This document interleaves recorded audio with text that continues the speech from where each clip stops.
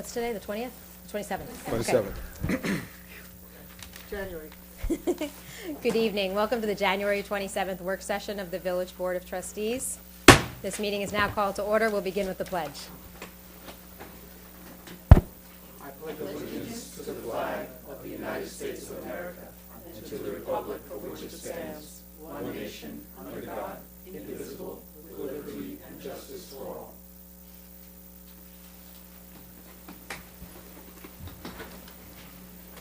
Okay. Well, thank you for joining us this evening. We have an exciting and full agenda, as usual. I just want to start off by saying thank you to everyone who did such a great job at clearing our streets. Our DPW crews were out there from 5 a.m. on Saturday, making sure that our streets were clear and safe. And all of our first responders were at the ready. The police were very helpful in particularly supporting DPW and clearing some of the streets for the snow removal.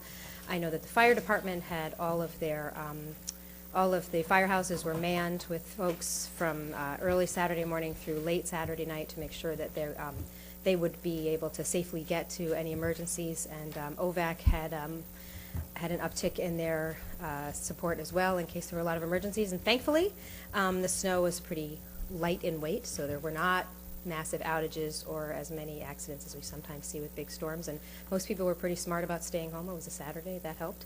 So thank you to everybody who helped get us through Jonas with only minimal interruptions. And for most people, it was a nice day at home. Not everybody, for most of us. And what we will be talking, it was good to have our first winter storm with our new manager. The town has a new supervisor and a new board as well, but with a new manager here in the village, it gives us an opportunity to review what are our snow management procedures and how have they been going in the past, and how can they be even better in the future to provide even better service and protection and safety for our community. So I look forward to that conversation. And I will give a shout out to a program that's coming up, the Asking Documentary and Discussion Series. Merchants of Doubt is the next film, and it talks about, well, you should check it out. Merchants of Doubt, it's how they, the tobacco industry is one of the industries that they look at, secretive worlds populating by these charismatic silver-tongued communications mercenaries. It's, if you've ever heard of spin doctors or industries that try and manipulate information to, usually for profit motives and power. So please join us at the library on February 11th at 6:30 at the Boudars Theater. As always, after the film, we'll have an exciting conversation with the panel and all of the folks in the audience. I know there's a lot going on. Does anybody have any other announcements of upcoming events you want to share? Yeah, go ahead, Ed, please. I want to remind everybody that on Saturday night at 8 o'clock at the New Elks Lodge location on Croton Avenue, we're having an arts mixer. It's supported by the Village Arts Committee, and Mark Sinnis, and who's a local musician from Croton, will have his band. It'll start at 8 o'clock, and we're looking forward to enjoying some interesting music that evening. So thank you very much. Just want to remind everyone that on February 19th, Matthew Galata House and Recreation has partnered up again for the Westchester Knicks. So if you're interested, just stop by the Recreation Center and pick up your tickets. All right. Trustee Quesada, Trustee Levin. Okay, very good. Well then, with that, Thank you, Manager Mayor. Zambrano. Good evening, everybody. Tonight, as you mentioned, we do have a pretty busy agenda. The first item on the agenda is for the board to discuss. Actually, we are going to get an update from the Corinthian Group on the 200 Main Street project. So I know this is... Yes, and I'm going to recuse myself, as I do on this issue, and I will turn the chair over to Deputy Mayor Codman. This is, my husband has business dealings with the person that they're going to be meeting with, so I will... So just as a way of introduction, also back in the fall, the village board actually granted preferred developer status on the 200 Main Street project to the Corinthian Group. And tonight before the board, actually, we have Luke Rath, who's going to make a presentation to the board with the concept that he would like to proceed if the board is in agreement. So with that, please join us. Yes. Yes. Yeah. Can I get somebody just to load up the PowerPoint? Sure. You can just plug it right in that computer there.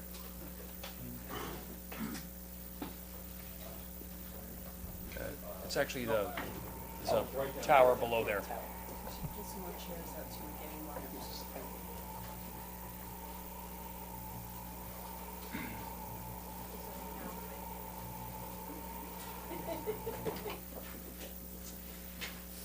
we doing?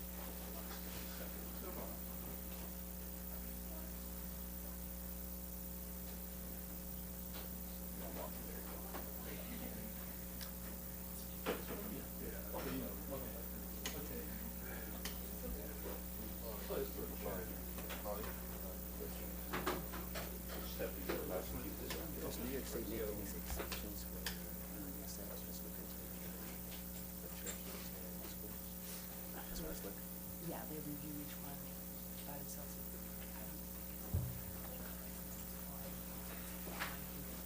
But if they wanted to do what they could we use to make a discussion? I don't know. That would-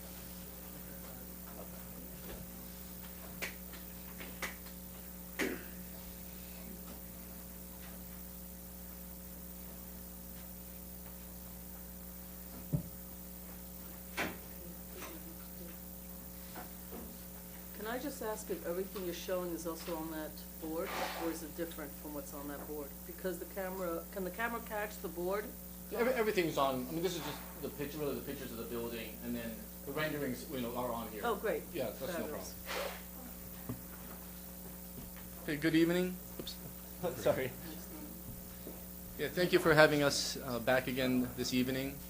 And before I start, I just wanted to introduce, the team that we have started to put into place, to look into, going ahead with 200 Main Street. I myself is Wolf Lucarath with the Corinthian Group. Kim Martelli is, I guess, our architect, but today we have Julie and Rachel here representing KTM Architects, and Ruth and Don Canalongo. They're here as the consultants that we hired for the food consultants. So they're going to actually just start, and then I figured, I wasn't sure how it was going to go, but we could always stop, and if there's any questions, I could also answer those. Great. We'll share the mic here. I think that everyone is familiar with the previous presentation that Wolf and the Corinthian Group presented regarding the usage for 200 Main Street. It was a mix of kind of like a community kitchen, like a commissary kitchen, as well as some mixed retail, such as like yoga studio and different kind of community spaces. And his new idea, still 200 Main Street, as you can see in the illustration we have here, is going to be a little bit more food-centric, still kind of embracing bringing together the community, but really making food the centerpiece, as it's been proven popular in many areas, beyond just New York City as well. So we're calling it a culinary destination. That's kind of the broad, topic term that we're using. Our first point is, it's more than just a food hall. Is everyone familiar with kind of like a food hall? Have you been to Grand Central Market? It's kind of like a marketplace. There's less of a restaurant presence there, although you can go to some of the more sit-down facilities that they have in the adjacent rooms. But it's really a place where you can either, quickly shop and then even stay a little longer and eat and commune that way. So it's a variety of vendors. It's a little bit like a marketplace and more like a restaurant in the evening hours, a place for everyone to gather. So does anyone have any questions about the culinary destination just as a kind of point of use? Or Wolf, do you have anything to add? No. No? Okay, great. You can flip to the next one. We know that Ossining is growing very quickly. As we drove around even this evening, not being residents here ourselves, we saw some of the great luxury residences that are being developed along the waterfront. We also saw some of the nice existing apartments that were kind of in the downtown area, and we're familiar with the surrounding community. So what we also saw that at 6:30 at night, there were a lot of places to grab a cup of coffee, maybe even get like a small bite to eat without like really going into one of the sit-down restaurants. So I saw that the options were a little bit limited, and so a food hall, can really refresh, like we're saying here, the way people eat, shop, and come together. It's a place you can stop in, or you can sit down and linger a little while longer. And the great part about 200 Main Street is that it's such a beacon at the top of the hill that, people coming up Main Street and, being at the top of that hill right there, just imagine that really lit up, and imagine that being like a welcoming focal point. And we think that that would be a really exciting thing to see be in the former Ossining Bank for Savings.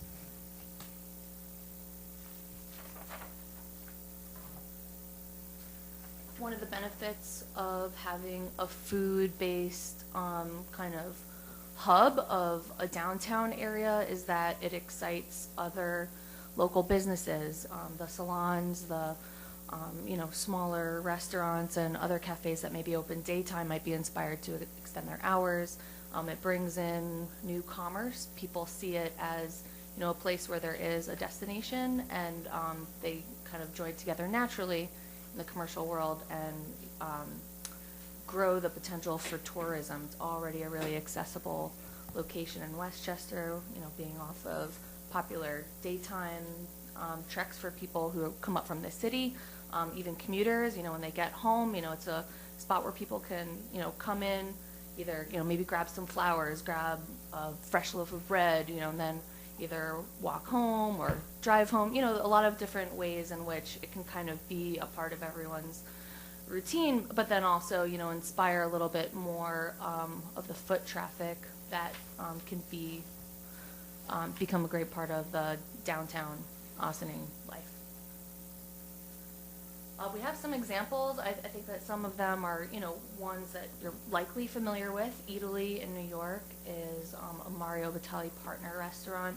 We have an image here of how it's both a marketplace and also a little bit more of like a casual sit down, like beyond just buying produce, someone wants to sit down and have a glass of wine, have a snack, great charcuterie.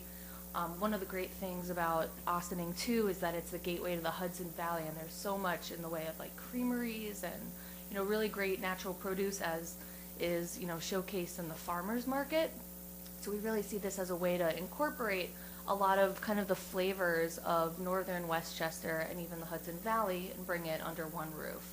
So EATALY, the history there is that it was really a 9-to-5 kind of location, and once EATALY opened up, it actually kind of inspired a little bit of a residential boom where people really wanted to live in the Flatiron district in New York City.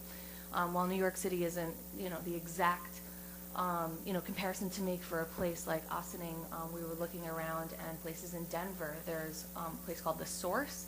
It began in River North District, where Rhino, which is kind of akin to what you see in Williamsburg, 10 years ago, Williamsburg, Brooklyn, 10, 15 years ago. It actually, this particular food hall, it basically showcased everything around the Denver area as far as beef, the different, lamb, the different grazing animals, as well as all the incredible vegetables they have around there. And what they did is they took over an old industrial complex, and it's been open 15 years now, and it's actually created a community around it. Yeah, they now have residences. They have over 80 vendors, actually. So this is a little bit of a rare case, of something where there was, once nothing. But they took an existing space that wasn't really in a foot traffic neighborhood. It wasn't quite downtown Denver. It wasn't in the suburbs. But, it inspired a lot of the people who were, either, small business people around them as a gathering place to, become like a more of a communal marketplace. So yeah, that place is doing really well. Yeah, and this is the soon-to-be, open. I think it's open any week or month now. This is the one in Mount Kisco that they're opening up. It was an existing, like a kids restaurant that it was there for, I think, 20 plus years. The family decided to close it down, and they're going to be opening up it's going to be called the Exit 4 Food Hall. And it's also the same thing. It's about, I don't know, say 6, 7 to 8 vendors. A lot of them. Is that where Pizza Pizzazz was? Is that? No, it's not where Yes. Yes, it is, I believe. It's across from where the bookstore Right, used to be. right across from the bookstore. Yeah. They later became Belizzi. Yeah. Belizzi. Belizzi yeah, is the But they family. were originally pizza business. Yeah. And I think the Belizzi will actually keep like a little restaurant foothold there, but they're, seeing that, in places like northern Westchester, a lot of people, it's becoming a larger commuting community as, families grow, young families grow, they're moving north. And, just having that extension of, the cultural offerings, especially of food, really brings people together. I think they said that they're gonna have, the Mount Kisco Seafood is gonna be doing a seafood and a sushi there. And then they're gonna have like a ramen place there, I think some kind of wood-fired pizza, they have a wine and beer bar in there. So a little quick image of what Exit 4 Food Hall is meant to look like. We'll see what it looks like once it opens. I think that, this is kind of a page where we listed our anticipated activities. If anyone's had a moment in the week prior to look through, what we have kind of like very loosely proposed here, are there any questions about what might happen in a food hall of this And we can show you some of the renderings, because we have the floor plan here, but it didn't come out well. So we have a bigger rendering here. Yeah, On the it was board. emailed. Yeah, We can even pass it around. it was emailed to the trustees earlier. Not this PowerPoint. Oh, no, It's not the PowerPoint, no, but rather. Just that piece. So this is, it's the floor plan, but I think it was too compressed in Well, here. why don't you finish with the Yeah. narrative? Just the wording, okay, Yeah, sure. presentation, why don't you get through that and then. Oh, sure. Okay, absolutely. Oh, okay. Okay, so what we have here, can you hear me? Yeah. Okay, so what we have here is our, anticipated ideas for what we would use the space, the space would be used for. Obviously, your local, produce and local harvests, you want a place to get a good, baked good in the morning, a cafe, coffees, then you have, your marketplace doing like, local cheeses and charcuterie, you get sandwiches, maybe a pizza. Then upstairs, we're thinking about some exterior seating on, I believe that's the river-facing side of the building. We're talking about doing some like veranda seating. Also, be a great place for special events, office parties, meetings. Getting the local community involved as far as into the kitchen. The high school's right over here. People that are looking to get into a culinary future can definitely come and intern. It'll offer more jobs. It'll Yeah. offer, a place to go in the afternoon, a lunch destination, and without getting too specific about, the kinds of food, we know that, we'll look for kind of globally inspired cuisine, everywhere from ramen to tacos and soup and pizza, that really is gonna be the next step of sourcing those vendors, but these are our anticipated activities for what, a typical food hall will offer.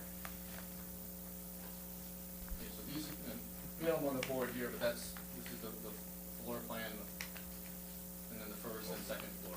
Why don't you just finish the rest of the narrative part? and then Okay, we'll sure. talk about the floor plan. Thank you. So in developing this vision for a food hall, we're working with Wolf to identify one of two things, and this is really, a little bit, comes down to further discussion internally on his end, but either one master leaseholder who has this vision. We've seen it in places like Grand Central Market, Vanderbilt, Urban Space Vanderbilt, which is right nearby.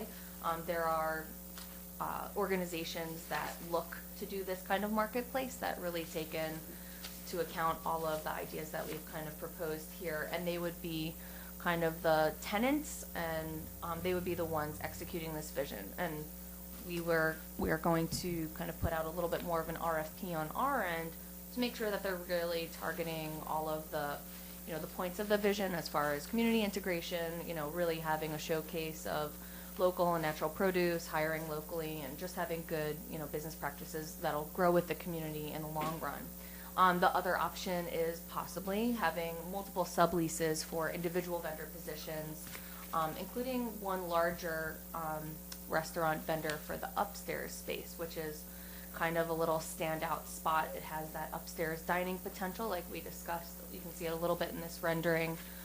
But there is the option for Wolf to sublease to multiple lessees and be kind of the owner of those relationships within the building. So that's to be determined. Either way, Is our one sheet that we've kind of done some preliminary shopping around to prospective master leaseholders or subleaseholders. Restaurateurs and other proprietors who have a track record of this kind in the marketplace, just to kind of get a little bit of interest and to make sure that we're not completely off track in, in this location.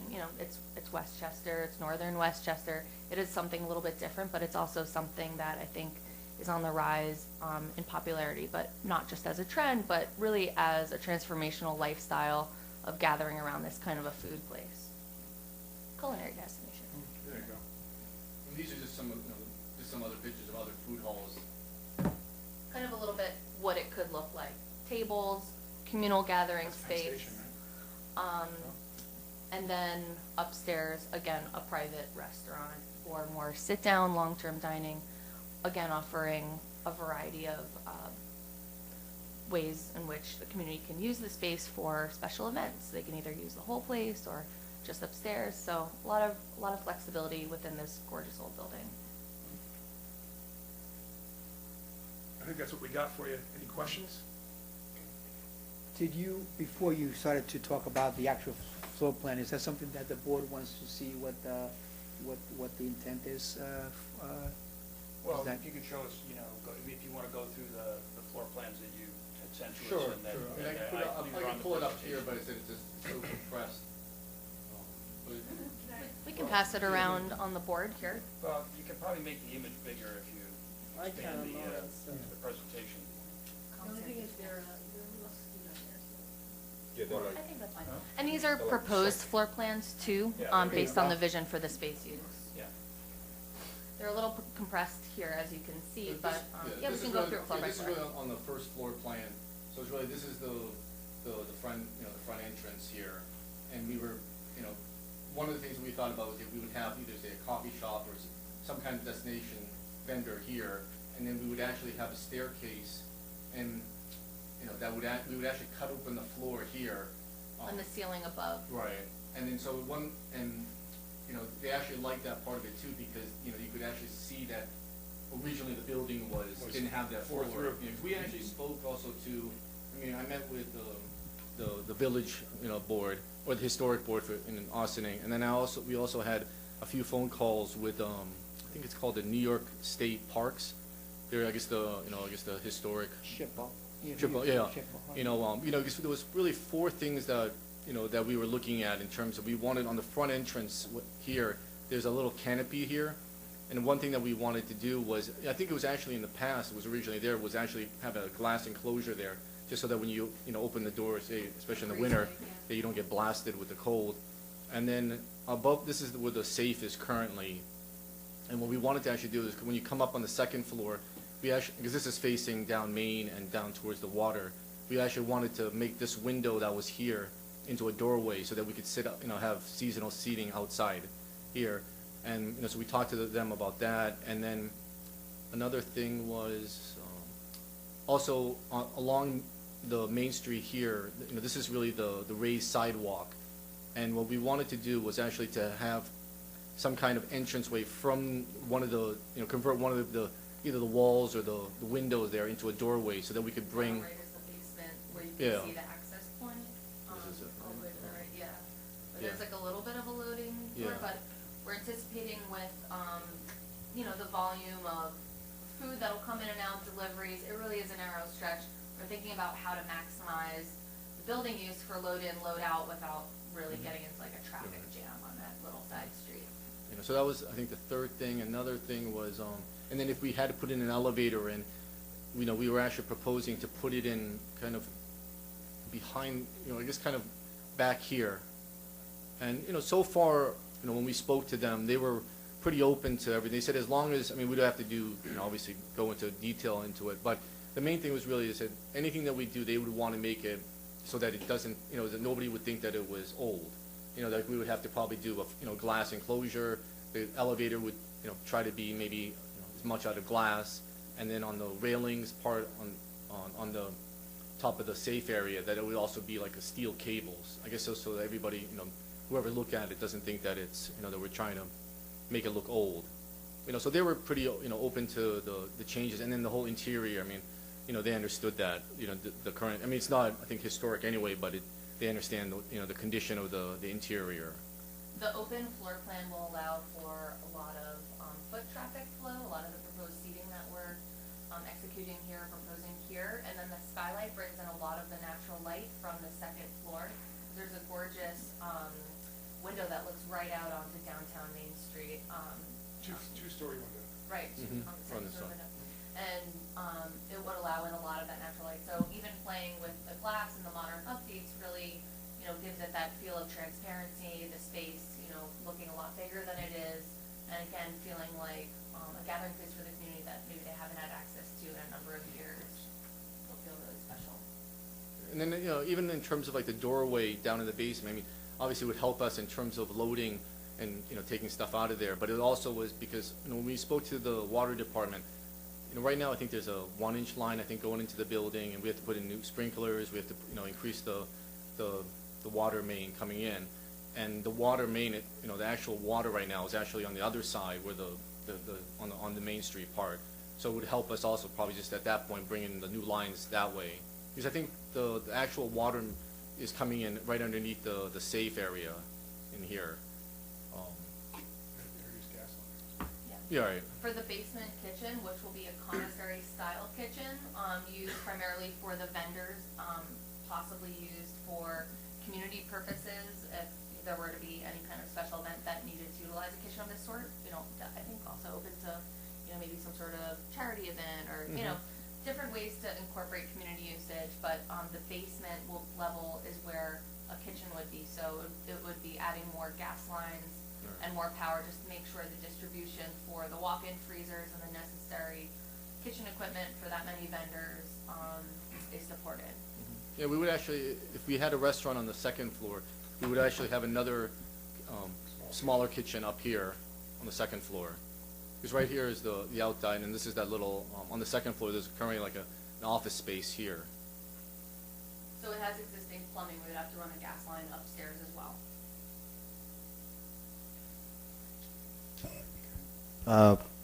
With the elevators, will there be a wheelchair ramp, or how? Yeah, Well, how are that's you what- I going mean, all that stuff we would, Uh-huh. obviously would have to all be ADA, and we would have to look into that. But that's, ideally, it would probably be, somewhere here. I mean, we could try to put it inside the building. We were looking at that. It's just a matter of how much room it takes up. That's why, I mean, because we still have we're gonna keep this staircase back here. But then, in terms of this, I mean, the staircase, I think, in the front would help too. I mean, just in terms of when people walk into the main floor, that they actually see that there's life on the second floor too. Yeah, you can look right up into it. But adding an elevator is with the idea that the whole building becomes ADA accessible and Mhm. usable for everyone.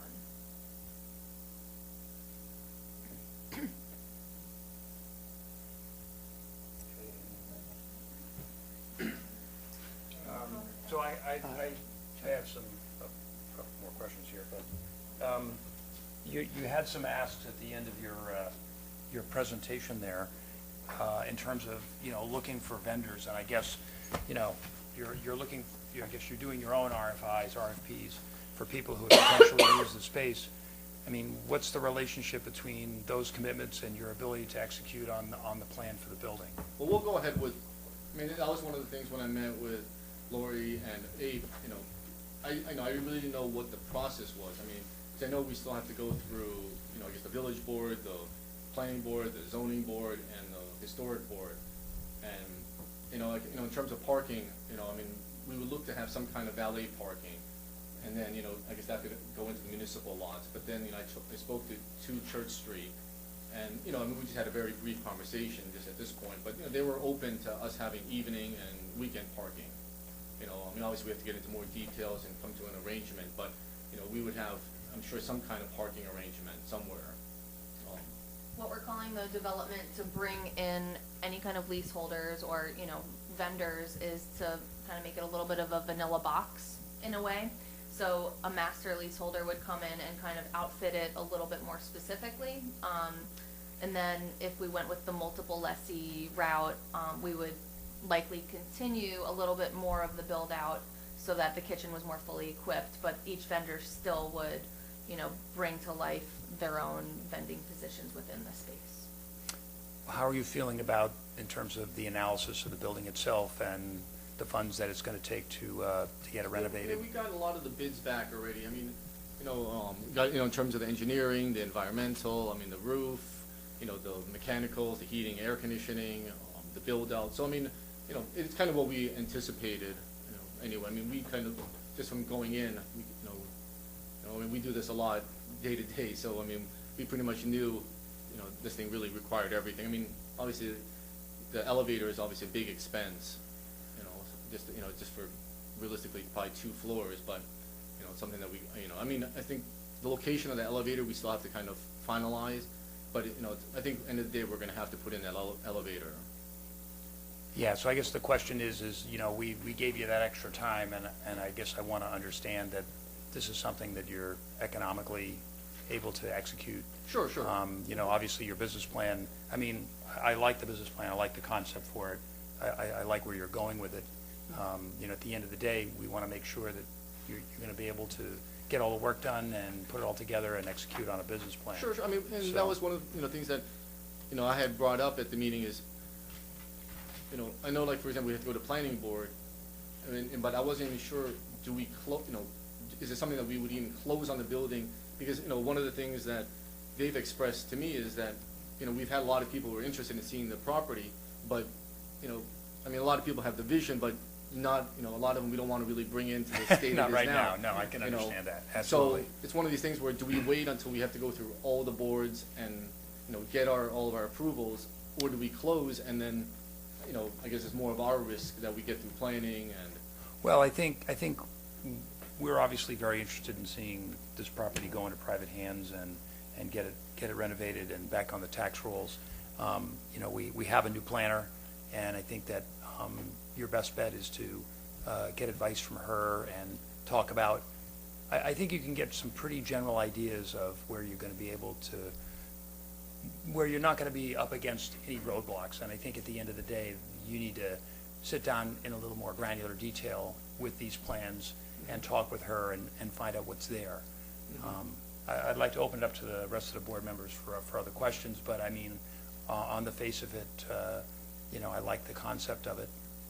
Yeah, we would definitely be in a position to close and start. I mean, the thing we would want to probably start doing is close on it and start just cleaning this thing out as much as possible, just so we can start getting things working. But then at least in the meantime, we can really start bringing in, because in terms of what they were saying, in terms of even the tenants wise that we're trying to, either for the restaurant or for the for the actual food hall vendors. I mean, we're trying to make it something very unique. Not just trying to throw anybody in there. We're trying to make it that people really have a craving that if you've gone there once, that you actually want to say, okay, you know what, I had a great experience. I really want to go back, and it was a great time, and go back. Not just be like, okay, I've been to that restaurant. I'm kind of done with it. So we're really trying to really find the right mix here. I think that on your initial surveys, though, too, even to the fullest level of execution that we proposed here, you're prepared to back that, Sure. pending any further digging around.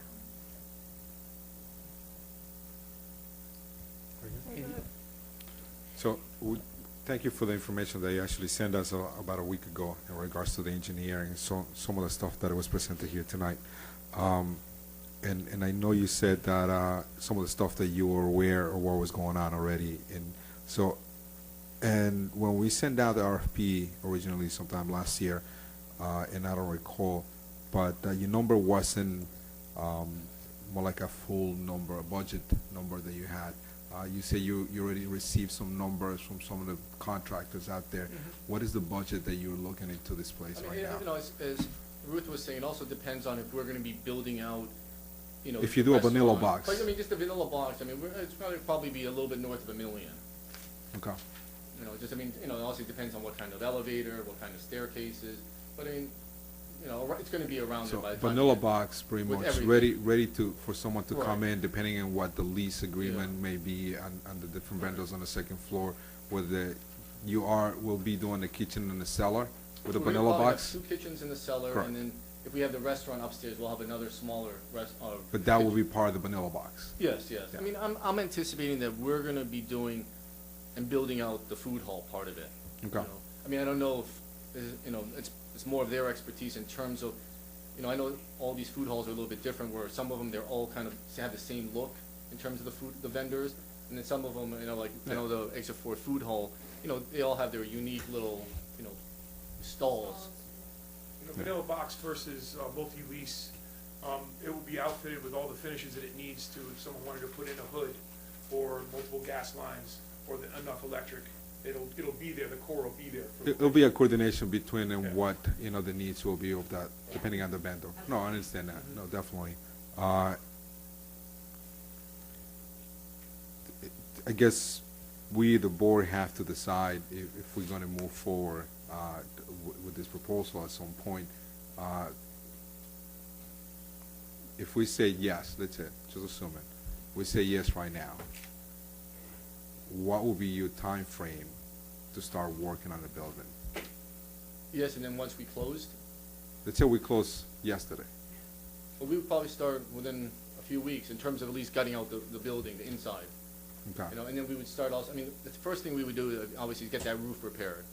You know, just, I mean, you can't really do anything, you know, we really be in the roof and gutting out the interior, and then also just starting, you know, really moving ahead with, you know, like the historic stuff, just so we can, you know, also, because, I mean, I always, you know, I think in my original proposal, I kind of envisioned, say, for example, some of the historic stuff as phase 2, but, you know, so far in our discussions, they seem pretty open to it, so if we can just, you know, kind of bang it out at the beginning, I'd rather just, you know, do all that.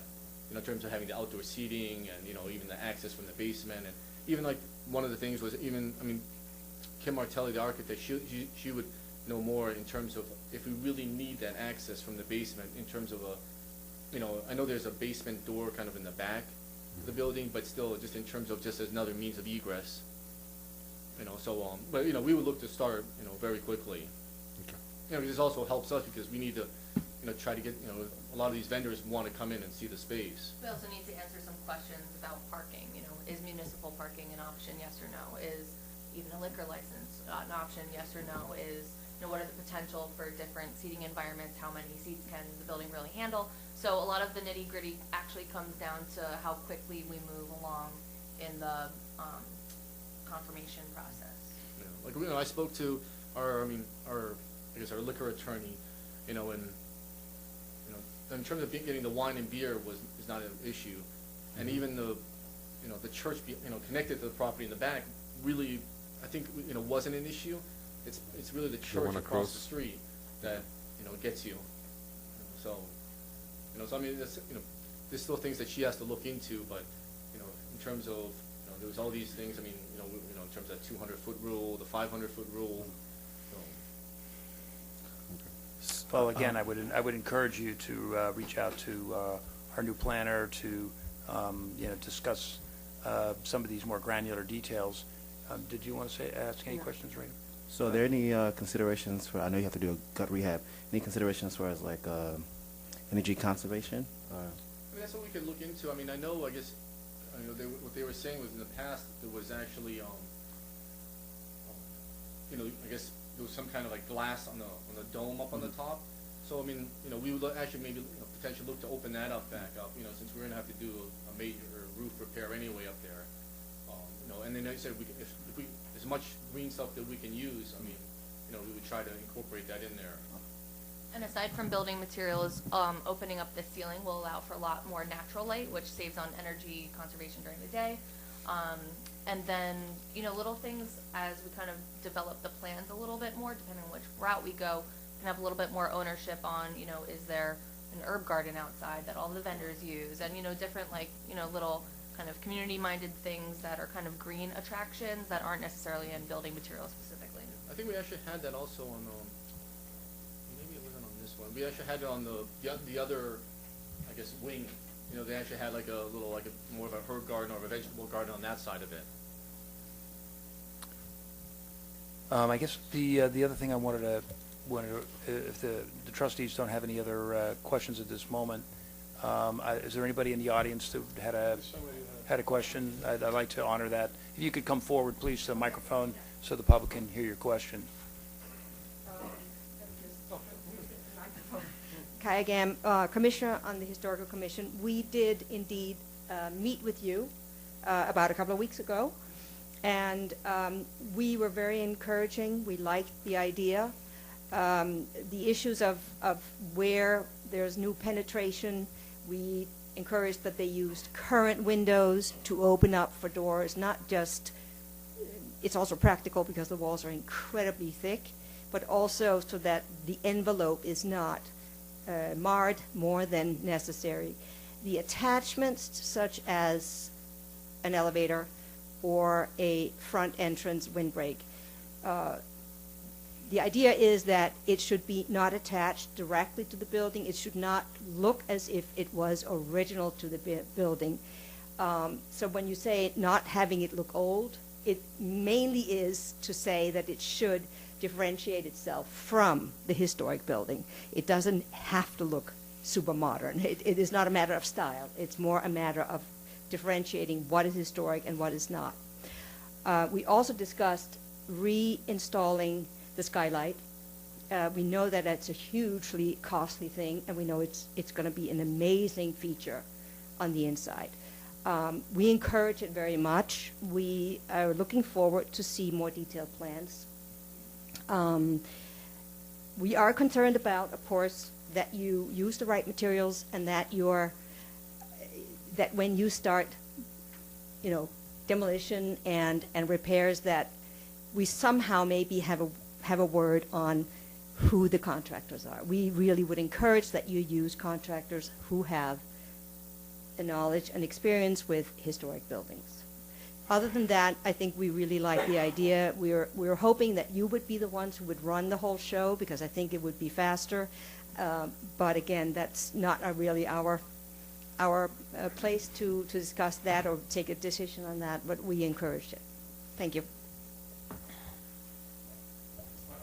like to address Please. getting, Sure.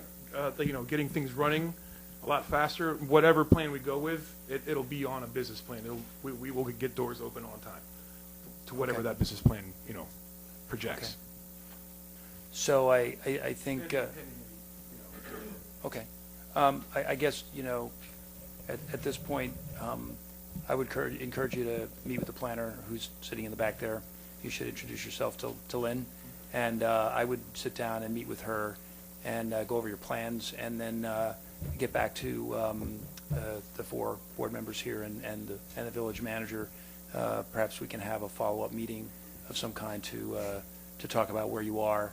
And, I think at the end of the day, I would want to make sure that if we did the transaction, that you're able to execute on your plan. It makes no sense for you to do anything other than that. So, I certainly like the concept. And I don't know. Actually, I was going to ask Laura Lee if you can just follow up with what are the next steps that we have to. We have to talk about this and then move forward from there. So. Yes, if you're amenable, and it does sound like there's a consensus to the concept, it may be time for the 2 attorneys to start to talk about a potential term sheet with timing and issues like that, simultaneously having a more detailed, granular discussion with the planner in terms of what the zoning compliance and zoning and planning needs will need to be. So we can do that analysis simultaneously, and I would welcome some contact from the developer's attorney in terms of the transactional attorney, and perhaps we can get started negotiating a term sheet. Now, is the rest of the board feel the same way to go over the? Yes. Okay. Yeah, I like it. I like Okay. I like the project. If you don't mind, so would you mind sending Laura Lee the contact information from your attorney? So we Sure, could- sure. I think I gave it to you, but yeah, I can definitely send it again. All right, Sure. Thank you. Great. Thank you very much. Thank you Thank for you. coming. Thank you. Really appreciate it. Thank you. Thank you, guys. Thank you. Okay, so that just to wrap it up, basically, once we have that, and we will have to come back to the village board, some of the items on that term sheet will have to be discussed in executive session between the board and representatives from the development group. Okay. Okay. Thank you.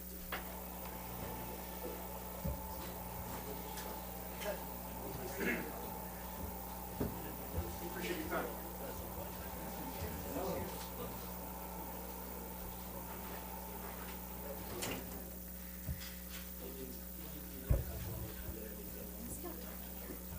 What? I know, the thing is those lights. We're gonna keep them on, you know.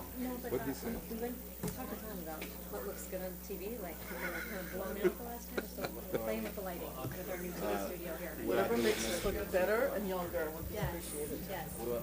That will help. I might know somebody in the lighting business. that would come check I need it out lights for from us. down here. You mean we cannot do Photoshop on live TV? Makeup? No? I'm do Photoshop, I'm not interested. I'm not Everybody get interested their in me. email with the Sing Sing Kill Greenway? Are we still running on tape here? Yes. Is that the last email? Okay. Yes, you're alive. Is the last email? Oh, what? Yeah, which came in late this afternoon. Okay, next on the agenda. Okay, so this evening, we received an email of the Sing Sing Kill Greenway sign. You're on the mic? Yep. Doing this for. Okay, we're going to get back to work here. Thanks, folks. Hey, you mic. Sorry about that. The second item is the discussion of the board of the Sing Sing Kill Greenway operations and policies. This is, again, we are proposing, since we are planning on opening it on the week, I guess, around Earth Day in April, we want to have these policies and operations and rules in place so that the public can access the property. So we want to discuss it with you, and then actually late today, we had actually sent you the draft proposed rules for the trailway, and we wanted you to weigh in on it, make some recommendations, and make any changes, any concerns that you may have on this particular issue. So with that. Okay. And just for the public's reminder of what it is we're talking about, the Sing Sing Kill Greenway, is if you've noticed the construction that's been going on for the last several months, if you've been in the recreation parking lot, you've seen over the fence, there's been a lot of construction happening. That is, it started out as a sanitation sewer line project that we had to do for DEC reasons. And some wise folks who were in the planning process of that realized that if we upgraded the pathway that would have been used strictly for maintenance workers to make it more accessible for the public, that we could have a beautiful new amenity in our community. And now we look forward to very soon being able to open to the public. We're almost done with construction, and things are falling into place to be able to, for the public to be able to have access to this pathway that currently will go, and it's ADA accessible from the recreation center. There's a switchback that comes down, and you are in this gorge of, you won't even have any idea you're in the middle of downtown Ossining. You're just surrounded with water underneath you and the green around you in this deep crevasse, and you get to see the double arches from underneath in a way that most people in Ossining have never seen them. So it's really going to be something special. And to make sure that it's able to be appreciated by all, we had a meeting a couple months ago with all of the folks that typically attend our OEM meetings, and so thank you very much to Lori Lee and to Chris and to Paul, who've been working over this language. Thanks, Chris. That was my comments on it to introduce you again. Thank you. Okay. Good evening, Mayor and Board. Just to just move forward with the Mayor's comments.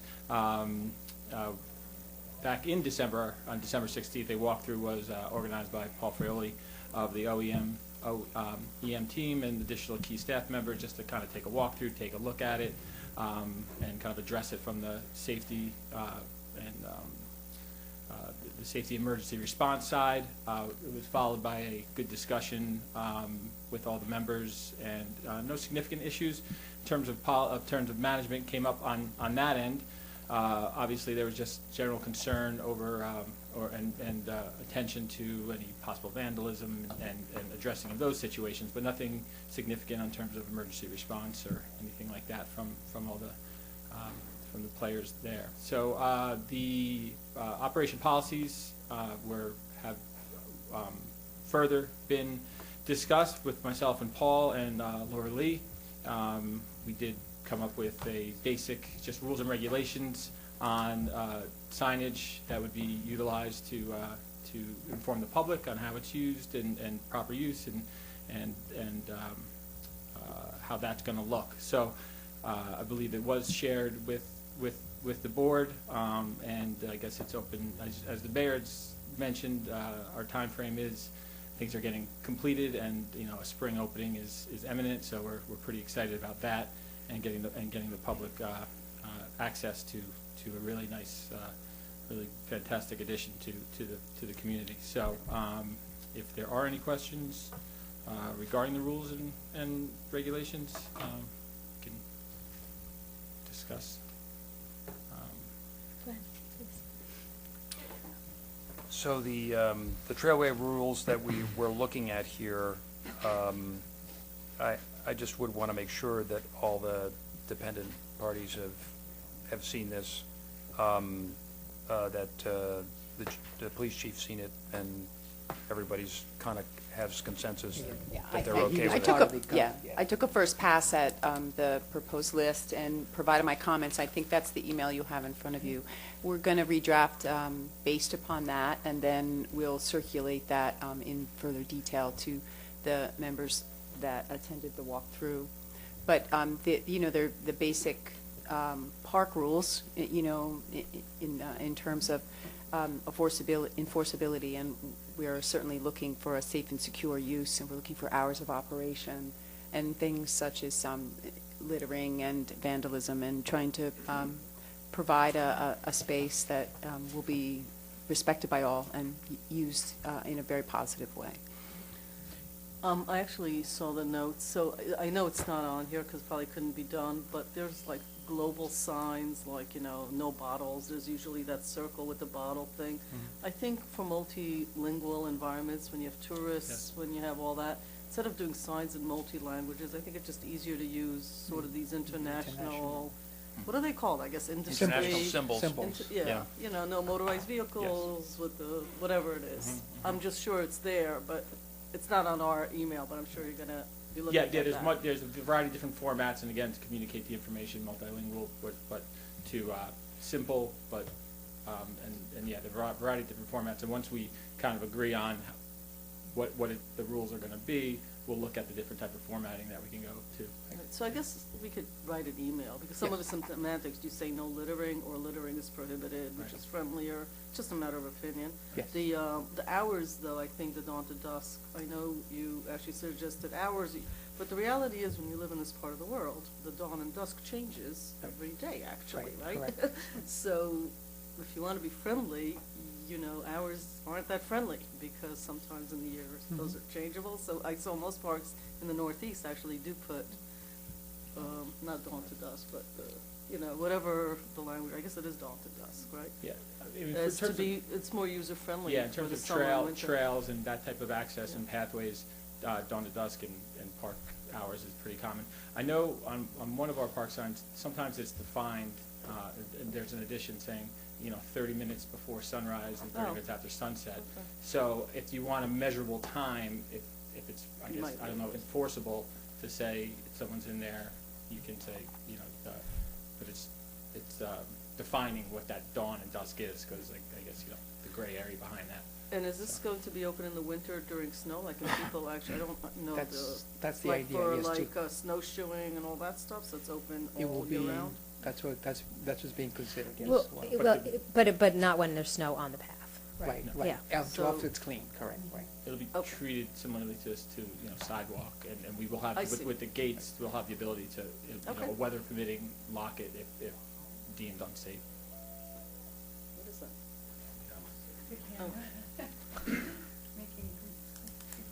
Okay. And again, I think that just the rules that we have before you actually are the first draft. I think it's definitely will be in order in order to be able to avoid, again, I've always felt that the no, is very unfriendly. So it's best to have the symbol, like the cigarette with the red, exactly. That's so this way we don't have to worry about having to post these signs in more than one language, because that would be again, those are the international symbols for all of that. So we will bring back to you, if you're okay with these particular rules, like a mock-up of the actual sign that we would like to have installed, so that it meets all of your expectations. I assume there's probably like some standard way that we present signs in our parks, and I don't need to. Yeah. Okay. We'll trust your judgment that it'll look good, but Sure. I don't want to slow down the process. Right. Okay. But I would say put the whenever we put phone numbers on something that's going to be up for many years, put the area code. Area codes get added too. Right. A lot of us have cell phones with different area codes already, so 914, that would be, just looks dated.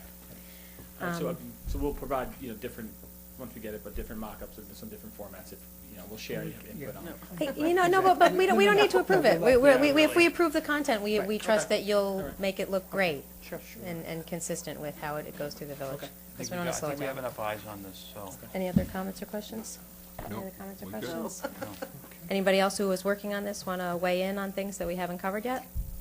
No? All right, good. Thank you very much. We're excited. Very excited. Next up. Thank you, Mayor. Next, we have the winter storm management procedures. And again, this is something that the mayor mentioned before at the introduction of the meeting. This was the first winter storm this past weekend. And I think that it has given us an opportunity to kind of revamp our internal procedures to be able to handle how we do snow emergencies and how we handle some of the processes that have been different in the past. I think that in order for us to be able to serve the community better and to be able to be more proactive, we need to perhaps declare snow emergency ahead of time rather than on the day of the storm. So this way it will give our residents the opportunity to find alternative parking places. And also, I think as we move forward with social media and ways that we can communicate with the residents, it's going to be easier for us, again, to put out the information ahead of time rather than on the day of the event. Very rarely do we have a snowstorm that is not predicted. So I think that we have the information, we have the ability to put the information out to the public, and we are not only helping our residents, we're also helping ourselves in how we can conduct our operations more efficiently. Yes, sir. Go right ahead. I guess, I know that there are designated streets that have, where on a certain side of the street, like for instance Ferris Place which is a street that I live on, that usually it's alternate side of the street parking, but when there's a snow emergency, there's a specific side of the street that they ask that everybody park on. And the reference in the listing refers to, a relationship to the river. And that's not really that helpful because you can't see the river from Ferris Place. And, which is maybe from my attic window, but I'm just saying that I think, I hate to put more signs on things, but, I have seen in other parts of the village where you have those red signs that say, this is the side of the street where where your snow emergency is, where you're supposed to park. And I think we need to do a little better job to really help people understand it. Obviously, once we get the communications part done, that's going to reinforce so people see that, oh, snow emergency, I have to be on that side of the street. So I think that would be most helpful if we could kind of look at those streets that are listed as designated emergency. What they really are is they're alternate emergency. Like that's why Ferris Place is a secondary cut through. So that would be, I think, most helpful in terms of making people aware of where they should be, so we don't have towing issues and other things like that. Yeah, I guess I'd like to hear from both the police chief and from the head of DPW on this, but just to make sure that I understand, Ferris Place, the way it's listed in the snow emergency declaration is it says that the west side, the entire length of the west side is a snow emergency street, but you're saying that the sign that's on Ferris Place says something about its proximity to the river? Well, I guess the way I think about... Shouldn't it just say it on the signs on that side of the street? Well, Shouldn't it just have a little snowflake sign? It doesn't say that, but when I think about okay. west, I think about the river. Oh, Okay, okay. Just Okay. as me as a reference point. Oh, okay. I think about the river. Okay, and so where is my street and where is west on my street in relationship to that? There should be snow emergency signs on that Well, side of the street. there aren't. There aren't, okay. There aren't. All I right. mean, there are alternate side of the street signs there, but I could, are there? I guess I'm missing something. Maybe there's not enough of them, so. That's probably the best illustration of the whole problem we have, is that the signs exist, and until it affects you, nobody notices them. They're the same size as the alternate side ones. They go right underneath the alternate side ones, so nobody really reads them because 9 months a year we just don't need them. You know, one of the things that we've been working on over the years is when it's time to put up temporary no parking signs, which really we shouldn't have to do if everybody knew about these signs, but we still struggle sometimes to find a way to share the information with everybody. So there are signs on one side of the street on Ferris Place that say this side snow emergency. Those probably go the same way as the Indian Point signs, that people just kind of see them and they become background noise. So there are a lot of different things we can do. I totally agree that announcing snow emergencies ahead of time is a great idea. Definitely works. I think with this one, look, we got caught off guard a little bit. We were looking at 2 to 4, which is totally manageable. We wake up in the morning and they tell us we're about to get a blizzard. So, you know, we got caught a little bit behind by that. But in the future, if we declare these things early, for the areas where people that live there and don't realize we have signs, we hand post signs that say no parking here. Everybody notices the paper sign when it goes up, because that means right now, right here, don't park there. We've used that over the last couple of days for snow removal, and it's been incredibly successful. We did tow a handful of cars over the last few days, including during the snowstorm, and we try to restrict that only to what's really necessary instead of, you know, just for the sake of clearing the street. We clear where it's critical to remove cars so we can get the plowing done and make sure emergency vehicles can fit through without inconveniencing the entire village too much. So. I think it might be helpful if we provide some sort of understanding for how the snow emergency streets were declared, why we have some streets that are snow emergency streets, which is 15 streets, sometimes partial, sometimes all of the streets are included. It's primarily for safety, so that I presume, so that vehicles can, emergency vehicles can get through the main thoroughfares of the village, even during a storm. Well, when you're looking at them, Croton Avenue, Dale Avenue, you know, Ferris Place, Main Street, North Highland Avenue, Pleasantville Road, these are the main thoroughfares. These are how people are commuting, and not just for emergency vehicles today, but we need to make sure these are clear, because when both lanes of traffic open up tomorrow and the storm's over, the DPW definitely needs to get ahead of them so that we don't have those large mounds on the side.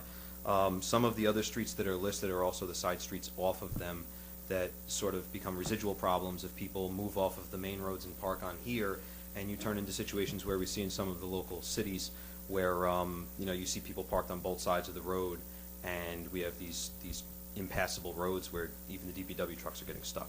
So most of the roads that are listed here for snow emergency are for purposes of garbage trucks, fire trucks, ambulances, emergency vehicles getting down them. Some of the smaller streets that don't fall into that category are really there designated to help those larger streets to be passable. Okay. There's also a difference between snow plowing and when we call a snow emergency, and then later on snow removal, which is what you were referring to when you put signage up. And snow removal, Mother Nature and the sunshine have been doing the very best job of that in the last couple of days, but as we saw last winter, sometimes Mother Nature doesn't work fast enough, and we have the snow removal crews going to the streets where you've been signing, hopefully a day in advance, so the car's out of the way, and actually scooping up the snow, putting it in a dump truck and getting it out of the way, because otherwise it's gonna just build up and be impassable and unsafe and difficult to maneuver. Yeah, so we worked really closely with DPW on that one, and what we try to do is get the signs up ahead of time, because everything we're doing here is to give people notice. If we don't have to take your car, we don't want to. We like to think we're all on the same team here. In addition to that, when we do get to these streets, we tend to find 1 or 2 cars that just didn't get moved. We do our best to run license plates and contact people. We've knocked on doors, and we've had people come out and move their car, because we figure it's easier to spend the 5 minutes doing that to impound your car and have to deal with it all later. So pretty good results from that. DPW's done a fantastic job. My street is nice and clear. I know a lot of the rest of them all got some snow removal that really helped things along over the last couple of days. So looks like we're doing well right now. Okay. And I will say, this is, as we mentioned, this is the first year with the new village management team, and in the past, village management has been pretty reluctant to declare a snow emergency. I think we had 18 storms last year, 15 storms last year, and we declared snow emergency 3 times. The reason to declare a snow emergency is like we said, that if they're able to keep these streets clear and safe during the storm, then also when they're doing the snow removal, they're moving on to the other streets. They're not focusing on these streets as much, hopefully, and if there might be some pickup that's needed. And that also becomes a cost factor, because we can only pay crews to work but so many hours and with so much overtime. But yeah, sure, go ahead, Mika. What time, you want to now do it the night before, so that obviously before people go to bed at night, Right. and we all get the news, and so many people can look at all the weather reports now by the minute. So do you have a sense of what the timing is? Are we talking midnight? So that people have a sense who are listening in to say, okay, if I don't hear anything by 8 or 9, I'm done for the evening. So what's your sense of when you're doing this the night Well, before, if if- you're not doing it in the morning? I think depending on the severity of the storm, I mean, we should be able to do it by the end of business day, regular business day, we should be able to declare snow emergency. I mean, like I was saying before, typically, most of these storms are pretty well predicted. I mean, a lot of times, the actual amount of snow is not necessarily, accurate. But I think that if we are getting a major storm, it's pretty much, pretty clear. In instances where there may be, whether it's 2 inches versus 6 inches, that's the area where I think we need to be a little less proactive and try to weigh it so that, we don't get clear unnecessarily. However, I think that, there are other municipalities that say that if it snows 2 inches, up to 2 inches, there's normally the plowing doesn't become a problem, but if anything more than that, actually the snow emergency automatically goes into effect. So those are some of the things that we may have to weigh, whether we want to do that, or do we want to then declare it automatically, or whether we want to just do it proactively before each storm. Well, go ahead. I would be in favor of like a uniform decision. So if it's say 4 more inches, at least my thing is, like, I want to make sure that people have enough time. So while you may declare the snow emergency, I guess is my question for Kevin, because I do agree with you, Kevin, that putting out the red signs do work. I remember last year, I had to park my car. I knew not to park on a certain side of Spring Street, and we knew a couple of days ahead of time. So I just wanted to make sure that even if you wait to the end of business day, will you be coordinating with the police department to maybe a day ahead to actually put up those signs? Would that be something to consider? That's, I don't know if we have the manpower to do that on every snow emergency street, if we know that a storm is coming. Ideally, there would be, go ahead, you want to speak to that? Posting the length of 18 streets every single storm is, nothing is impossible. We can do anything. Manpower intensive, difficult to do, may not get completed, yes. Also, you start running into how much money we're spending on paper signs. So we try to use that only for where we have to. One of the difficult things I think we might be forgetting here is that snowstorms don't always start at the same time. So to set a time on what time we're going to post signs would be difficult. It's going to have to be somewhat of a fluid decision. I think the point that we have today is just that we're not afraid to go ahead and make that determination ahead of time. And even then, when we start removing cars, a lot of that's going to play by how the storm plays out and what time and what the predictions are. This was a difficult storm because we were looking at 2 to 4, and we woke up at 7 a.m. and we were getting 12 to 24, and that was very different than what we expected. Going forward in the future, I think we really have to look at how many cars are parked on a street. If snow emergency is declared ahead of time and everybody puts their car where it's supposed to be, then there's no reason to post those blocks. If there's a couple of cars, maybe we can work on those in general. If there's a street that's really bad and we want to post that and start working on it early, that's something we can do. I don't know if there's going to be a one-size-fits-all solution to this, but there's a lot we can do. Can we hear from Paul Fraioli? Would you want to speak to what you think? And thank you, Mike Duffy. Yeah, joining us as well. I did bring Michael Duffy with me. I believe you all know him. He's highway foreman. Yes. And our union president. Not that that has anything to do with it, but he likes me to mention that. I don't know why. Mike. I will start by telling you I concur with everything the chief said. I am not sure. I want to jump on to the inch calculation on when to declare it or not. I like the pre-storm determination, but I also think, to use his words, you need to keep it fluid.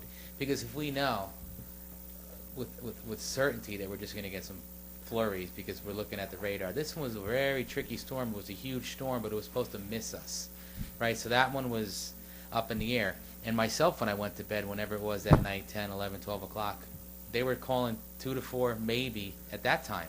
It wasn't until, I woke up and realized the guys were already in already at 5 or 6 o'clock that we were predicting much worse. So, I think for what happened to us, everybody handled it pretty well.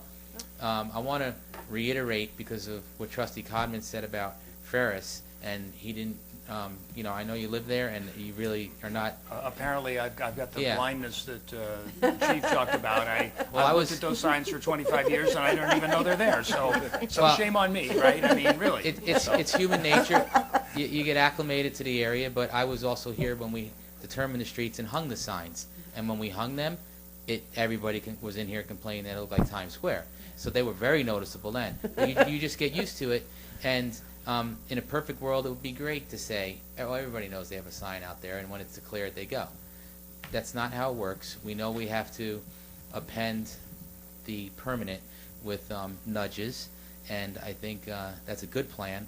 And I think keeping it fluid, where it's very easy for us these days to communicate instantly via computer or phone or telephone, and you know, at any hour. And we've done that, and I think we'll continue to do it every winter going forward, and make a declaration like that, because he's obviously shifted with manpower around the clock, and if necessary, I could supplement manpower around the clock, even if it's not snowing yet, and we can hang those signs within the hour of the declaration, which is, I think, probably a good idea going forward.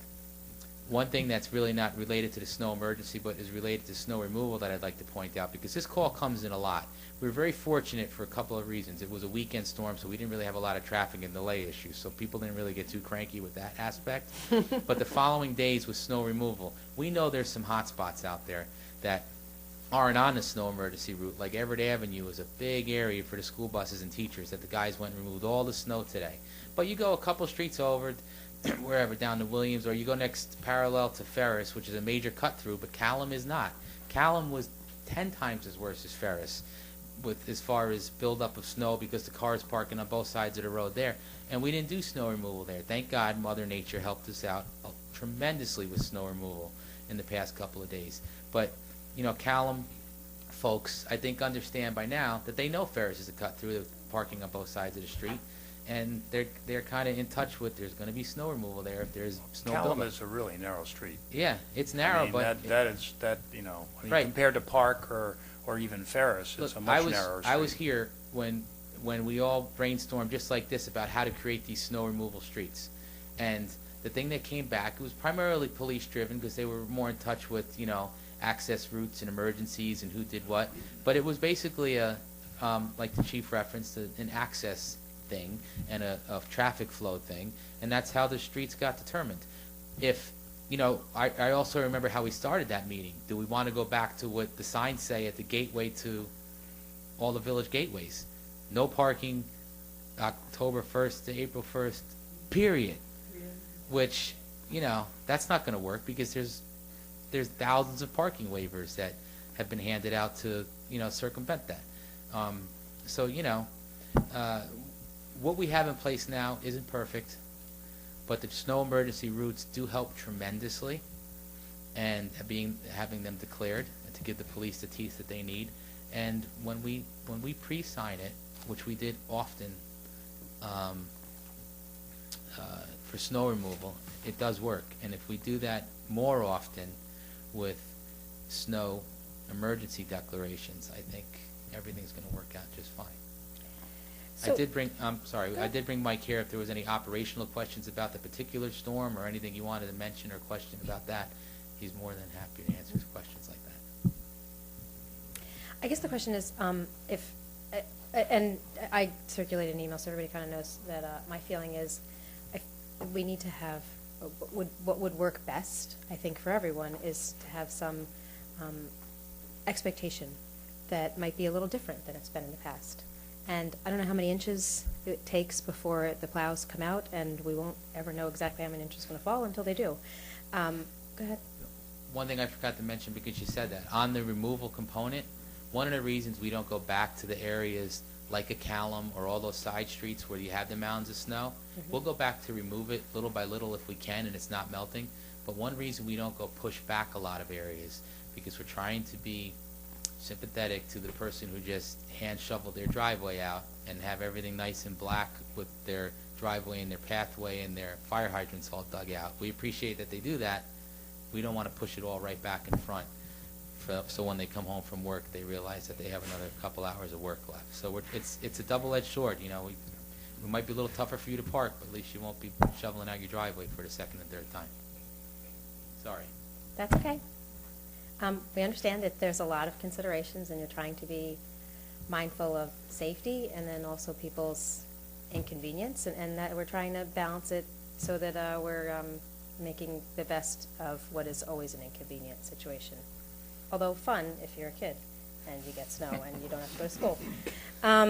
So I think what might be best is if we could find a way to have a mindset. I think if there is a shift in the mindset of people who park on the street, wherever your street is, if you are going to park on a snow emergency street, if there's snow in the forecast, park on another street and lessen until the storm comes and you realize that your street's not going to be impacted dramatically by the snow emergency. And that way, when the snow emergency is declared, you've parked someplace else. But if we're going to have that mindset, how do we communicate that? Because that's a paradigm shift for people who have very rarely been have to expect that there's going to be a snow emergency declared. So how do we communicate that? And as you consider that, it's even better to communicate if you can get your car off the road, period. Mm-hmm. During, or not period, Yes. Even without the snow emergency street as your parking area. That would Right. always be best.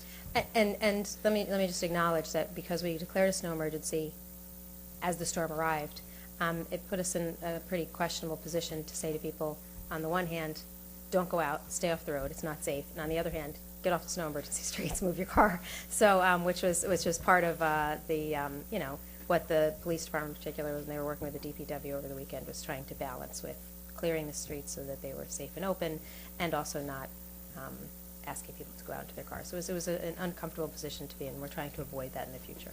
Right. So, If I may, I'm sorry. Certainly.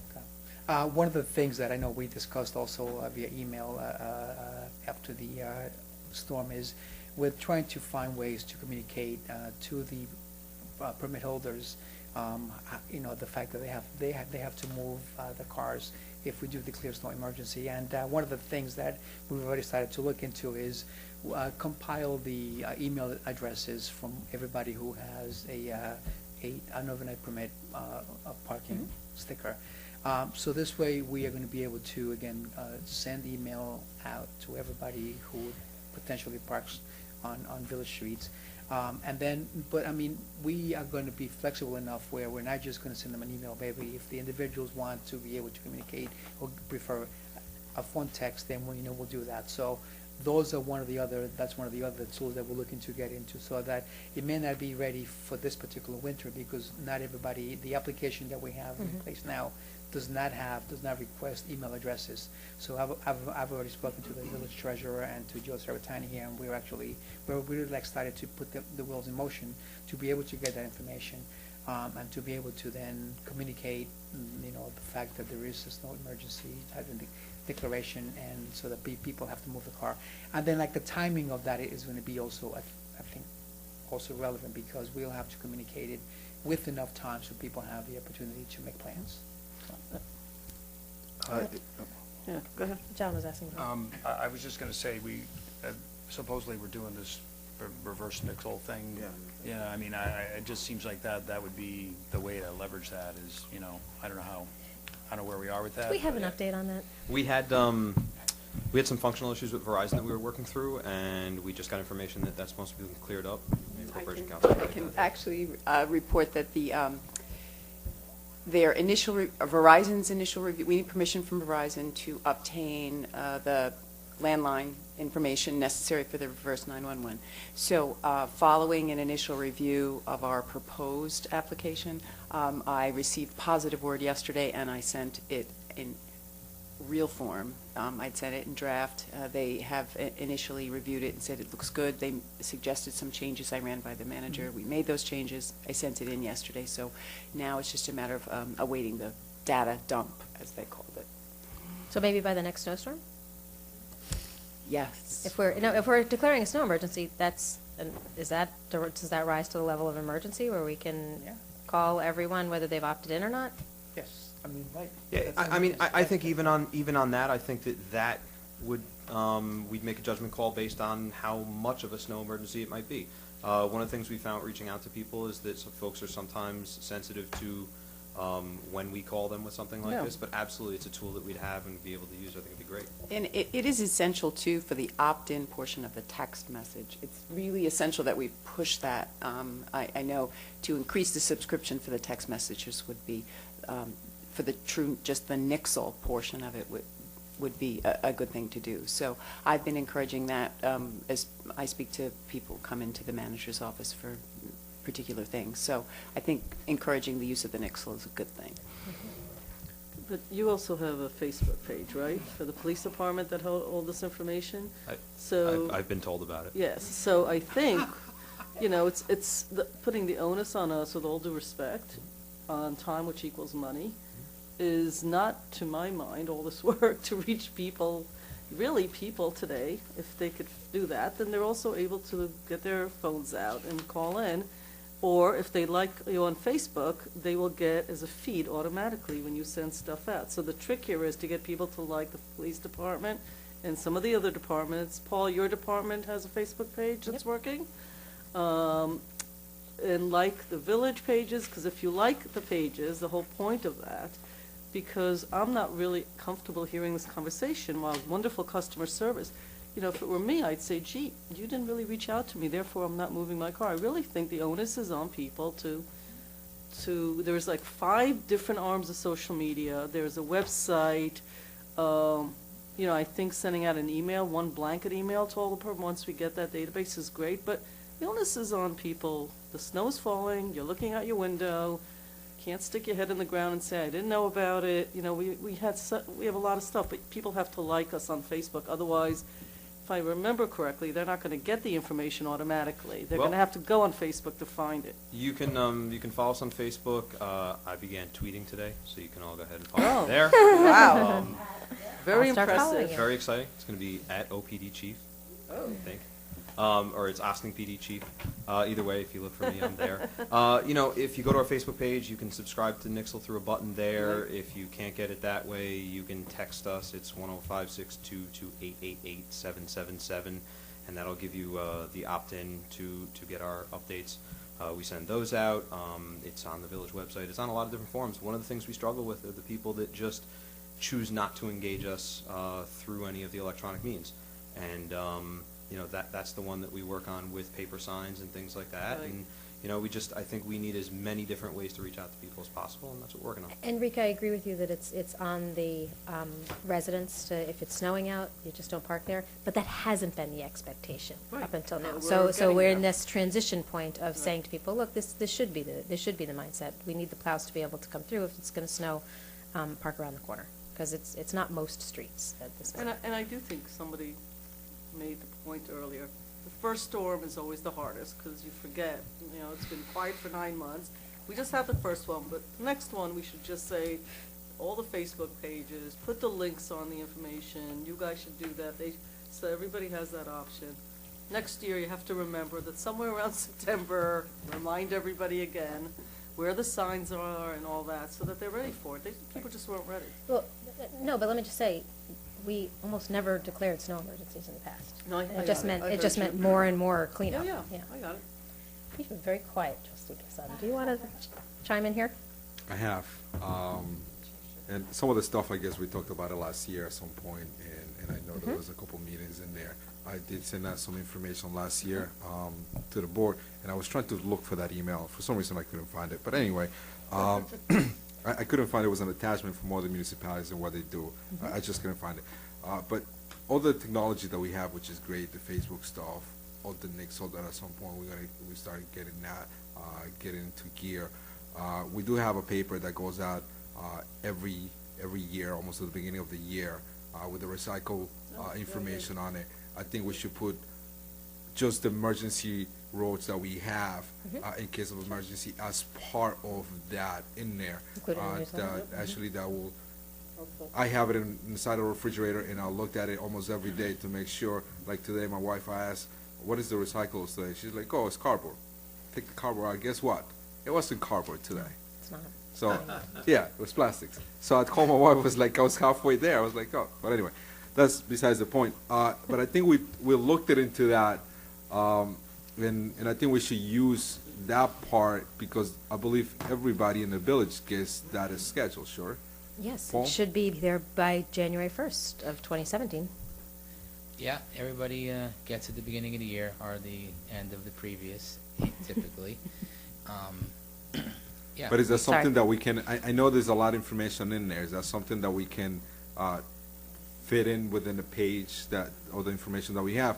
Because, and the reason why I'm kind of bringing this up is because I did send out some information to the board previously in regards to what Greenboard does. What Greenboard does is, I'm not sure if you, and I didn't send it to you, Paul, to the village manager, because I only send that internally, but what Greenboard does is it has a whole booklet. Yeah, it's chock full, all right? Yeah. We're trying to stay economical. Yes. I mean, Of course. we're not gonna go, we're not gonna go totally paperless, because a lot of people don't have access to the internet, and we do wanna reach everybody we can. But there's a lot of information in there, and I could tell you that we've put so much information in there that some of the questions that we get to the office, into the office, we reference the people to the solid waste newsletter, to tell them, that's a good question, it's actually right on page 2 of your newsletter, and this is how you dispose of this, which is fine, that's what we're there for. Melding different agendas, if you will, into the solid waste newsletter, which is its true original, Purpose, yeah. it's the genesis of the whole thing.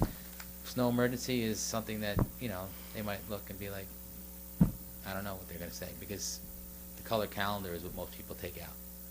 And they put that on the refrigerator, and that's what people usually save and keep. That's So maybe the we should be intent. part of the calendar. Well, The calendar's pretty dense. But what you're I saying get is, it. is to find a way to get you it could to do peop- you could also do a separate bulk mailing. They're not that expensive, but And I think that's it has yeah. to have a you have to get a return on your investment. And I can tell you that typically, particularly in a lot of the areas that have multifamily homes, and some of the bulk mailings might not even be reaching the second and the third and the fourth tenant that are in the same mailing address, and because the post office only has one, they might not get to those people, and that's a large part of the issue. And that's where the temporary signs come into play, and that's where it helps us the most.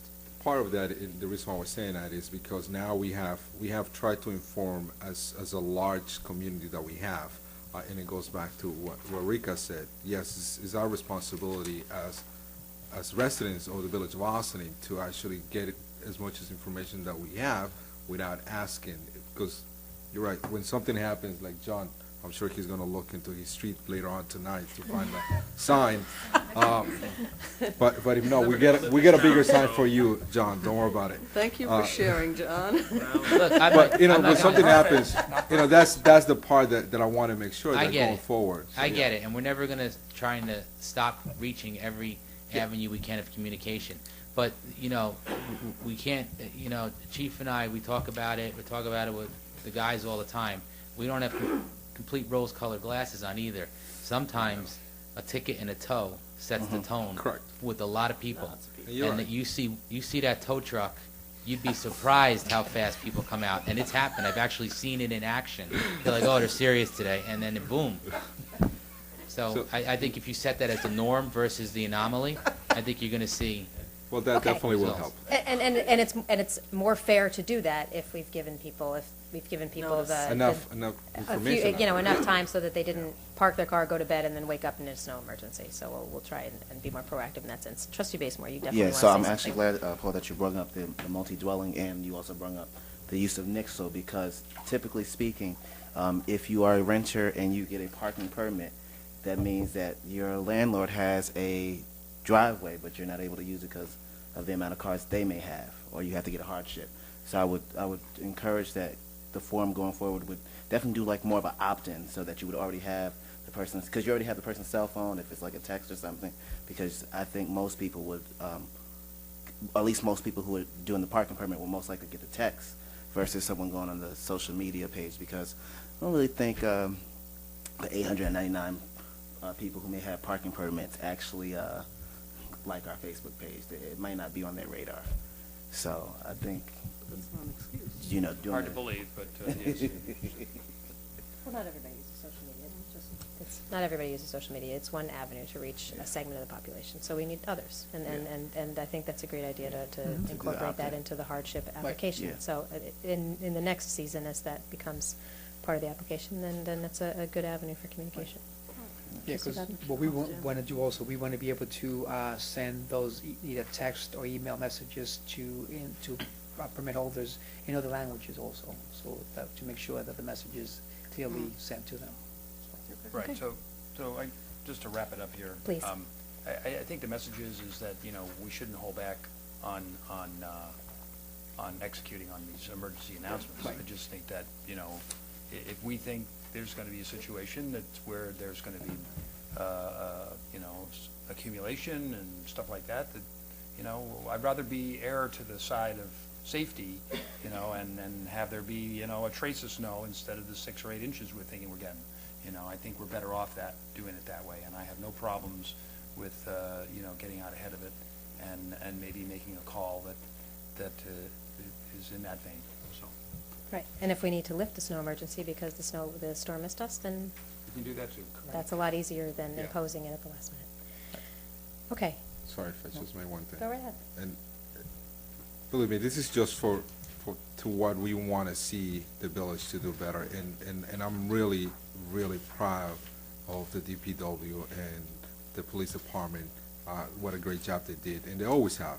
They always have done that for us. So it's just different ways to improve and make it easy for you as well, for the emergency vehicles, for all the emergency departments that they have to use those.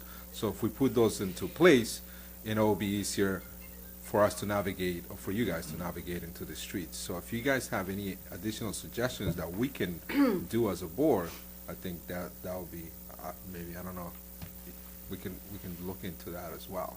It's not just us, it's us working as a team and as a group.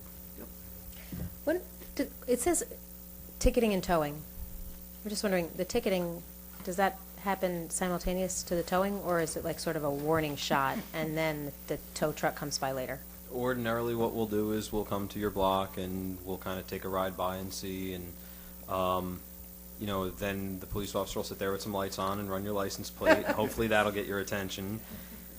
And then we'll call you if we can, or knock on a door, and if that still doesn't get your attention, then while we're writing the ticket, the tow truck's coming. It does usually happen the same, but we make it sort of a long, drawn-out process for the purpose of getting your attention and saving you the $130 plus the ticket if we can.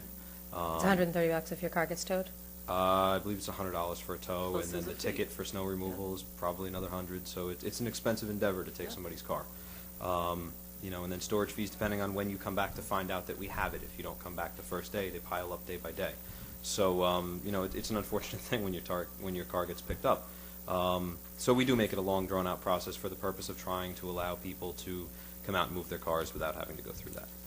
But it is ticket and tow. It's not like you get a ticket and that's the idea, is you ticket it and then the towing occurs, theoretically. We leave that up to the tour supervisors discretionary if there's a time where they're ticketing cars and they can come back for the tow because DPW hasn't gotten there yet. One of the really important components is that we're coordinating with DPW. So if they're on Ferris Place, we're not going to go Right. work on Spring Street because then you've got a whole bunch of people whose cars got towed and these people still don't have snow removal. So, they usually work at the same time, same way. Okay, so it looks, go ahead. Please. What he just said there last was really more applicable to the snow removal issue. When we're not removing snow, we don't want to force the people to get off the road if we're not removing it there till the next day or Right. later in the day. During a snowstorm, we're going to be coming through there continuously. If we can come through there continuously on the snow route and push it back to the curb, then we do want it upon declaration. Okay. Okay. So we have, looks like 13 days until the next snow is predicted. So we'll look forward to that week, if you are to believe, We'll see. weather.com. Then we're going to have a conversation in advance, and folks who have a hardship parking tag and often park on a snow emergency street should look around the neighborhood and see where else they might park in anticipation of there being a snow declared, and then we'll communicate in all the ways we possibly can through the Nixle opt-in for sure, as well as the village website, the myriad of Facebook pages, and the people, please talk to your neighbors, and as needed, the police will put up signage and coordinate with DPW, and hopefully there'll be no towing, because everyone will be looking out and then doing what they can to help make this go smoothly. Good? Yeah, and I just want to thank you Yes. guys because you did an excellent job. I met Officer Renee as before the tow trucks, actually while the tow truck came, as well as before DPW came. So you really did a good job, and I just wanted to tell you that as a first-time trustee. Thank you. Thank you all very much. Thank you. Appreciate it. All right, what's next? Next on the agenda is Secor Road and Lower Main Street village-owned properties. The village has received some individuals that are interested on those properties, and I think it would be appropriate for the village board to give us some direction as to how you would like us to proceed. I don't know if you want to add anything to that. These properties, they're vacant properties around the vicinity of Secor Road and Lower Main, and there were 5 of them. And we've been approached by a couple of individuals who are asking whether there's any interest in the village in parting with these, declaring them surplus, and making them available for any number of reasons. So we don't really know what they're worth or have any value. We were looking for some guidance whether you would be amenable to start the process to see if they could be declared surplus, to see if you were interested in parting with them and how you might want to go about marketing them and proceeding. So it's sort of a generalized conversation about these 5 properties. There is a parking lot on some of the adjacent lots that you do own, but the 5 lots in question are actually vacant parcels. The other 3 contain parking associated with the neighborhood in the area, and also with overnight parking at the train station. Could you just remind us which of the Sure. lots is the parking lot? Is that 75 across the street? Is there something else that I'm? Their 29. parking lot is on 29, 30, and 31. Okay. And then the 2 vacant ones are 32 and 33. Those Okay. are on the Main Street side. The other side, there are 3 properties, 37, 38, and 39. Those are on Secor Road. And those are the actually vacant ones. Okay. I thought what we were looking to do was to find out what these are worth. Well, if that's how you would like to proceed, I was just looking for some guidance. We can send these out for market analysis and... Yes, yeah, but, Oh, we have to do it here. yes, because different entities have started expressing interest in these properties, which is, a good sign, because there's a lot of interest in our very exciting, wonderful village. And so, before the village board moves forward with having any in-depth conversations with, or any specific proposals, we need to know what it is that we have. And the village is certainly not interested in being in the real estate business, so it might make good sense for us to, allow these to be developed in some sort of positive way for the community, but we need to know what we've got. Right. So then that would mean reaching out for an appraisal? Yes. Okay. So, sorry, quick question. In regards to the appraisal, because the town just did this whole revow on that, is that part of what they did, is looking into these parcels, and maybe we can just go to the 3rd floor and talk to assessors and save ourselves a couple thousand? That's an excellent suggestion. Okay, 100. I'd be certainly happy to go up and have a conversation with Fernando to see what information they've already been gathered on these 5 parcels. That would be Is great. that something that the board may feel comfortable doing it, I guess, That's a instead good of going start. out? Yeah. That first, see what we Okay. got. Do we Yeah. need to vote on this or something? No, I'm just No, looking for no. direction. It might be possible, actually, to do a more of a market analysis, which is less than appraisal. We could do a sort of a market analysis to find out what the market is bearing for vacant property in this area in general. It would be a less expensive, less intense way of going, but we could reach out to see if we have some connections who might be available to provide us with that kind of guidance as well. My only question, and not being a real estate professional, I don't pretend that I have the answer to this question. Would a market analysis be as accurate? Because these are pretty interesting pieces of property. They have beautiful river views. They're half a block from the train station, so That's it's not true. just vacant land somewhere in So Austin. the market analysis is usually based on comparables, and so is an appraisal. So, having an independent appraisal done is always the best way to go. But starting by asking the assessor's office for the most up-to-date information might be a good start, and then we could perhaps reach out to an appraisal company and get an estimate of what that would cost. Okay.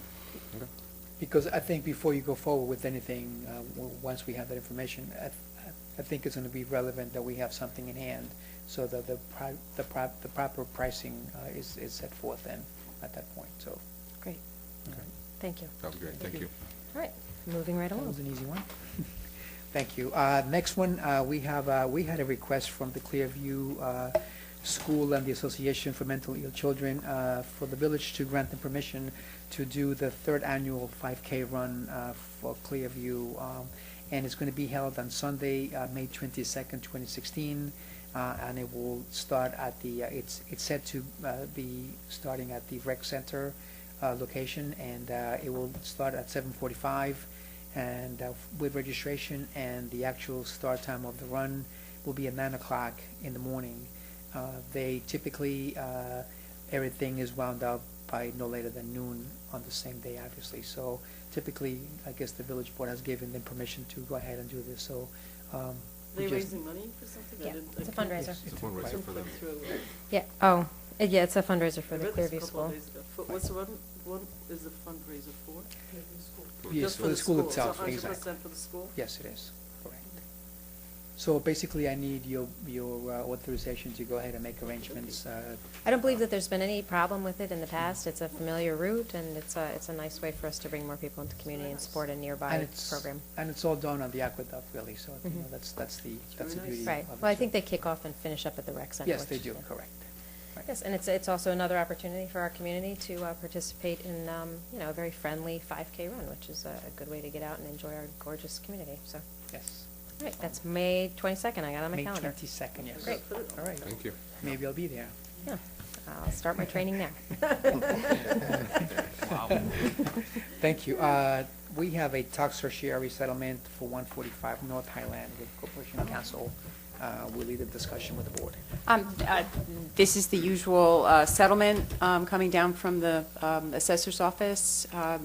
We do have a time frame on this, and we have to act within a certain amount of time. As you recall, the assessor's office speaks for us because we don't have an independent assessing unit here. So this is for property at 145 North Highland Avenue. It's for just 2 tax years, and it's a total of $87.37 and 72 cents. So with your approval, I'll put it on next week for the resolution. I apologize that it's a standalone and it's quite small, and it'll entail reading that whole resolution, but I'm told there are 2 more coming for the next work session, and we'll be able to put those 2 together. That's fine. Yeah, I don't yeah. have any reason not to. No, Thank that's you. fine, thank you. All right. The next one's more Next exciting. one, yes. This is a text amendment to the village code, actually, and this will include also actually to allow activities of a club and association. Lori Lee, also Corporation Council, will lead the discussion with the board on this one, yeah. And we had actually have sent to you the proposed Yeah. text amendment with the agenda, so Sure. if you have any questions. I can certainly speak to this, and as the mayor can as well. We were approached by an association who has a clubhouse opportunity in a zone that doesn't permit a performance space, but this is a group. It's the Westchester Collaborative Theater. They are an incubator for local playwrights. They do only original work. They do readings. So we wanted to be sure their site plan, recently approved for their clubhouse or community center, is in the vicinity of the train station parking. So although we're not looking to change previously unpermitted use to add it to this zone, since their clubhouse is going to be in this area, we wanted to clarify the definition that invite activities of a nature could involve invitations to the public. So their site plan is specific in terms of the capacity, and it also regulates the number of seats that they can have open to the public. But I wanted to be sure that should this come forward in the future for clubhouses and not-for-profits of this nature, we wanted to be able to clarify that members and participants in the activities, and also members of the public who would be invited to these activities certainly are welcome to participate in the clubhouse or community center itself. You can see from the definition it wasn't clear, so we wanted to be sure that we provided some assurance, especially specifically to the Westchester Collaborative Theater and their new landlord down by the train station. So that's what we're looking to do, to accommodate. Folks have questions? Folks have questions on this? Yeah, pretty good. I think it's very exciting. I'm glad that we're able to, find some language that worked with the intention of this particular organization that came to us. But when you create this language and you do a text amendment, it's going to apply to any property in those zones where this category exists. And so this is it's just a minor change, but it's an opportunity to increase more reasons for people to come to Ossining and to socialize in Ossining, and to go out in the evening and enjoy the arts, and in this case in the arts and other events that get people out in our community. And so it's another way that the village is being responsive to the needs and interests of groups in our community that will make our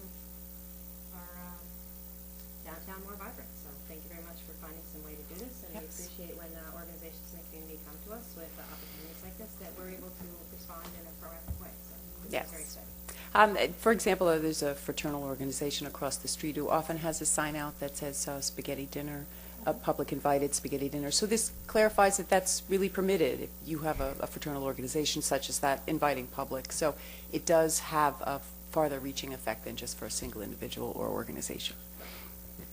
Okay. Good. Thank you. Terrific. That's it? Look at that. Oh, my God. That's it? It is actually a zoning code text amendment, so it's going to be on for resolution for a referral to the planning board. Okay. The usual cast of characters, yes. So this will take 45 days, not your usual 30 days, and depending on quickly the county turns it around, because it needs to go to the county planning as well. Thank you. Okay, and we do, thank you for reminding me, we do have a last-minute addition to the discussion for the work session, and I apologize that this wasn't circulated. It kind of came to us, and we were trying to figure out how to address it and how to bring it to the board, but it has to do with the emergency shelter guidelines that IFCA is organizing, and I don't know how truly involved you've been in this, in your role with IFCA. I know that Karen was not able, Karen Vittori, the head of IFCA, was not attend tonight, and that IFCA is partnering with Neighbors Link to look to do a temporary shelter for 2 weeks as a trial at Trinity Church. Right. And this is something that's being organized by nonprofit organizations in the community, and to address a need in our community that most of us are often not aware of, which is to make sure that folks who don't have a warm home to be in the evening are safe in some place that they can be safe, particularly from the cold at this time of year. And it's a program that's being set up by the nonprofits. The village did an inspection, I understand from you. Yes, that's correct. I don't know, do you want to give us a little more Certainly. update and then tell us Sure. Thank you, Mayor. why it's coming to us for discussion? Yeah. As again, as the mayor just mentioned, this is an emergency shelter that's being organized by both IFCA and the faith community in Ossining. And over the last several months, they have had actually meetings. They were trying to get organized, and they have finally, the Trinity Episcopal Church has in fact volunteered to be the pilot program for 2 weeks beginning on February 1st through Sunday the 21st. So as far as the actual activity, I mean, the board doesn't have to weigh in on it because it's something that's allowed. It doesn't require any kind of board action. I think that as long as they meet all the requirements for safety, which has been done already, that's something that happens automatically. But the reason that this is before the board tonight is that one of the requests that IFCA and the faith community is requesting is for perhaps allow the individuals that are going to be taken up on the shelter to be able to use the community center to take showers either late in the evening or early in the morning. I know that there's some issues that, we may have to deal with, but again, you would have to give us the okay for us to be able to offer the facility for that purpose. Whether or not the village board, agrees or not, I believe that the IFCA and the Trinity Church are still going ahead with the program as a pilot for the next, for those 2 weeks, Yeah. from the 7th through the 21st. One thing that I think is worth mentioning to folks who may not be familiar with this program, it's being modeled very closely after a program that has been very successful in now Kisco, where they have temporary shelters that rotate from different houses of worship throughout their community on a weekly basis in the cold weather months. I believe it's just December through March or April. Yeah, December to April. And so they came to Ossining and said, this has been a really successful program to us. Is it something that you'd like to consider in Ossining? And there are organizations in Ossining that have been taking up this charge. So the question for the village is, if we want to allow access for the folks who stay in the shelter to be able to shower in the recreation showers, and the logistics, any liability, how to make that work. Well, one of the things, again, that that would, I think, would be something that I would certainly recommend is for us, any individual that will be taking shelter temporarily with this particular organization, is for us to issue a rec ID so that at least we have identification as to what it is. And I think it will give also those individuals the ability to feel that. Mike. No, it was on. Yes, it was on. Yeah. Maybe you need to move closer Yeah. to it. it How many will- people are, I mean, I have a few Right now, questions, I'll let you finish. so. the library actually, because we found out recently too that there was 5 individuals who had taken refuge at the library over the last several weeks since the cold really got set in. So we know, well, that there's at least 5 individuals. They're not anticipating any, maybe 5, no more than 10 at this point, which is really the capacity of what what they have right now for the program. So it will not be more than 10 individuals. There will be at least 5, but no more than 10 individuals that are expected to take refuge at this temporary shelter. Now, currently, are there any showers are people allowed to take showers in the morning already? Is that something Yeah, that's, where they take the showers? is that something that's done currently? You mean, is the center being used in the Yeah, morning for yeah, showers? Yeah, yeah. what, actually, Chris can speak to it, but the swim program opens at 6 a.m. So, Okay. yes, people are actively using the Okay. facilities at 6 a.m. Right. Excuse me, that's correct. Our pool facility opens up at 6 a.m. with, and our locker room and shower facilities open up at 6 and operates from 6 a.m. to 9 p.m. Monday through Friday, and then 8 a.m. to 4 p.m. on Saturdays, and then noon to 4 on Sundays. I'm sort of not understanding this program. Number one, it's a pilot. Yes. So why is it a pilot? What's the success? So they must have metrics for success, because pilots become something. Right now, permanent. they don't have a long list of churches that have agreed to sign up so that it can rotate through several different organizations. So they're piloting it at one church, is my understanding, to see how it goes and to let other churches learn in our community, or other faith-based programs learn in our community how this might go, and they can consider if they want to be able to host a week periodically in their facility. Okay, Right. so in now Kisco, they have enough churches or That's houses correct. of faith, whatever, Yes. to rotate people. Right, They're looking now to bring that to Ossining. correct, And yes. so far, they have one church. So far, they have, well, they actually have 2 churches, actually, that are Two going to be churches. participating in this particular Well- program. The other one is the Scarborough Presbyterian Church. They're not in the village, but during this first 2-week pilot, they're going to be providing the volunteers and the management of this first, so people from the parishioners from Trinity will do the first week from the 7th through the 14th. And then members of the Presbyterian Church in Scarborough will do the 14th to the 21st. But it's going to take place physically going to be at the Trinity Church here for the 2 weeks. So it's staffed mostly by volunteers. Right.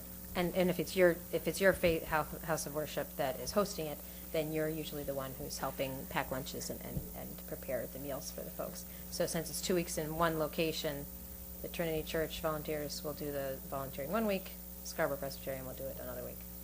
So you inspected and passed inspection, but there are no showers. That's correct. So you Well, can pass an inspection without having Right. showers, you need probably, what, bathrooms? Well, yeah, bathrooms, yeah, there are bathrooms. Right, but no correct, showers. Correct. That's correct. And it's men and women. So first thing I want to say is I just want to let it be known that I actually work for IFCA. But typically, I also want to answer part of your Right. question. The way that the programs worked in Mount Kisco is that they really haven't seen a lot of women, and there's really no children. It's mostly men. So the expectation is that you would most likely see men as far as the people who would be serviced. Right. Yeah. Is it limited to men?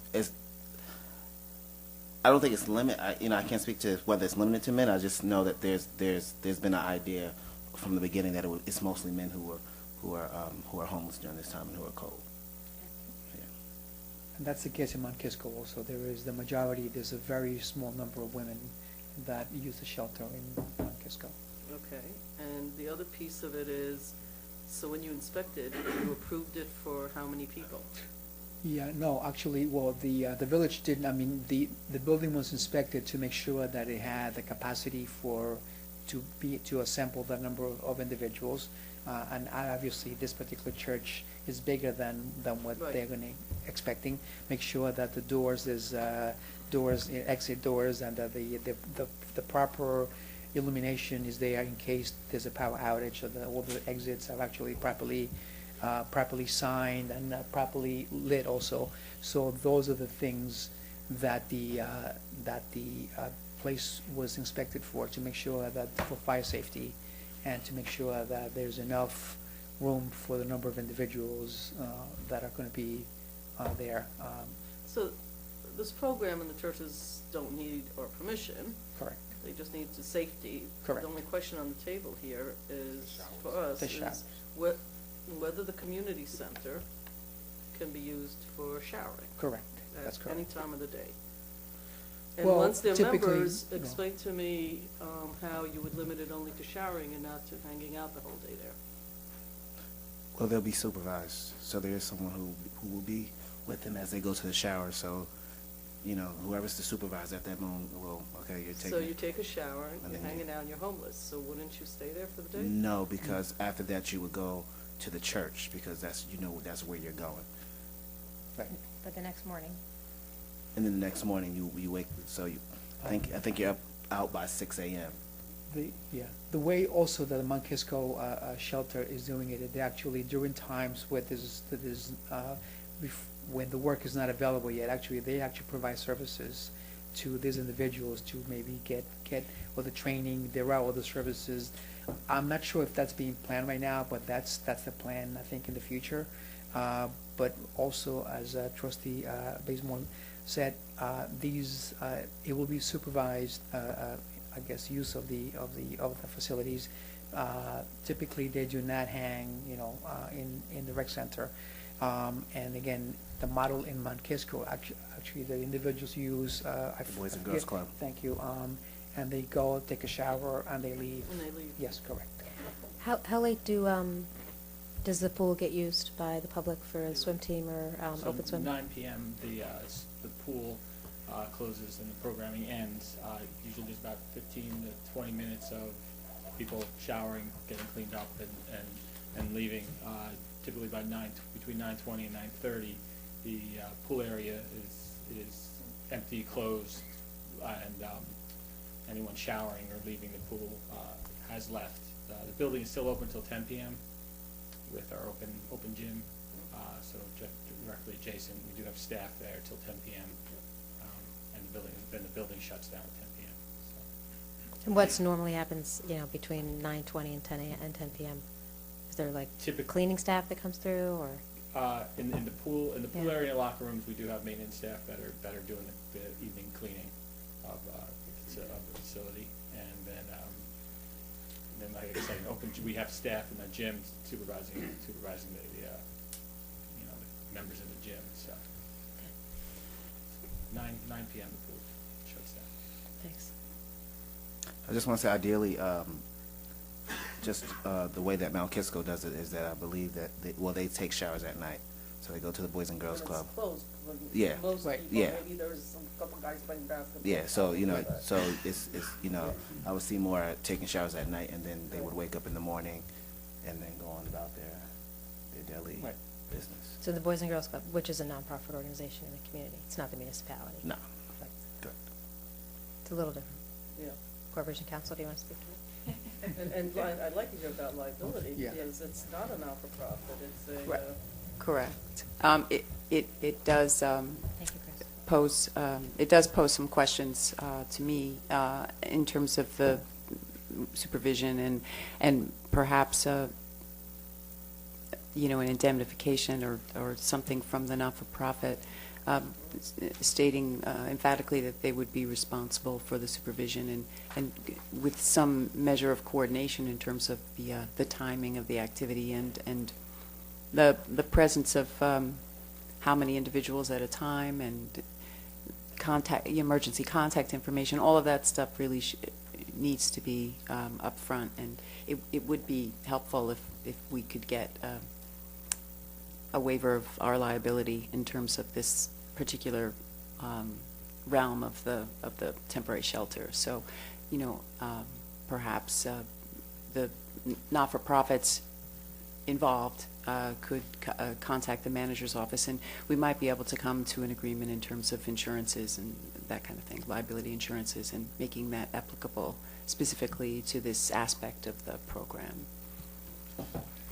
And, there's also a constitutional prohibition against giving away public resources. So having hours that would be later than normal, or having our staff having to stay around for a later period of time, I would be reluctant to say that would be okay. And the case law and the opinions are pretty clear that it doesn't matter how laudable the goal is, and this sounds like a really wonderful program.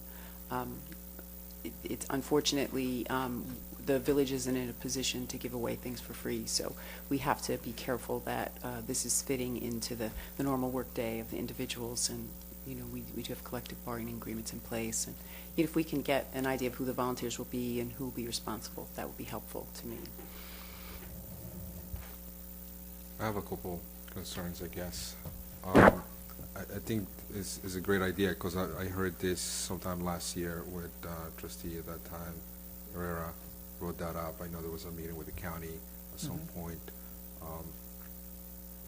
Is that, and I guess one of my biggest hurdles right now is because it seems that some of these organizations are putting this thing together and they're presenting this to the village board. They're not here. IFCA is not present here to make more like a pitch or a presentation of what the program is. So I'm a little concerned about that. But that's besides the point. IDs for them, I'm not sure about that. But definitely I have a concern in what, and I guess maybe Quantel, you can tell me, or you can inform us a little bit more in what has been the process in IFCA, and what kind of information or background they have. Are they just homeless from Austin, or Yeah, they're so, coming in from other? Yeah, so, may I finish? Okay. Thank you. If there are other people coming in from other areas, how do they reaching out to them? Is our police department doing anything, or they have to do with anything at all? And what is the ratio, I guess? And how does it work? I mean, this is a trial portion that one of the churches or two of the churches are doing here. How does that work?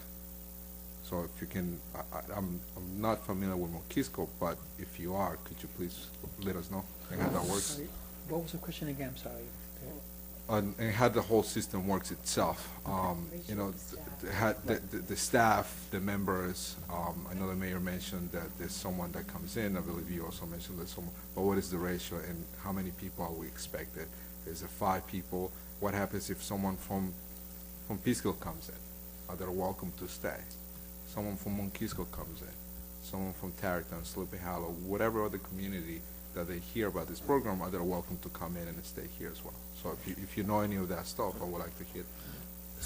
So initially in the beginnings of the planning, just modeling after Mount Kisco, that was a major concerns because the churches are not here to be a haven for all of Westchester homeless.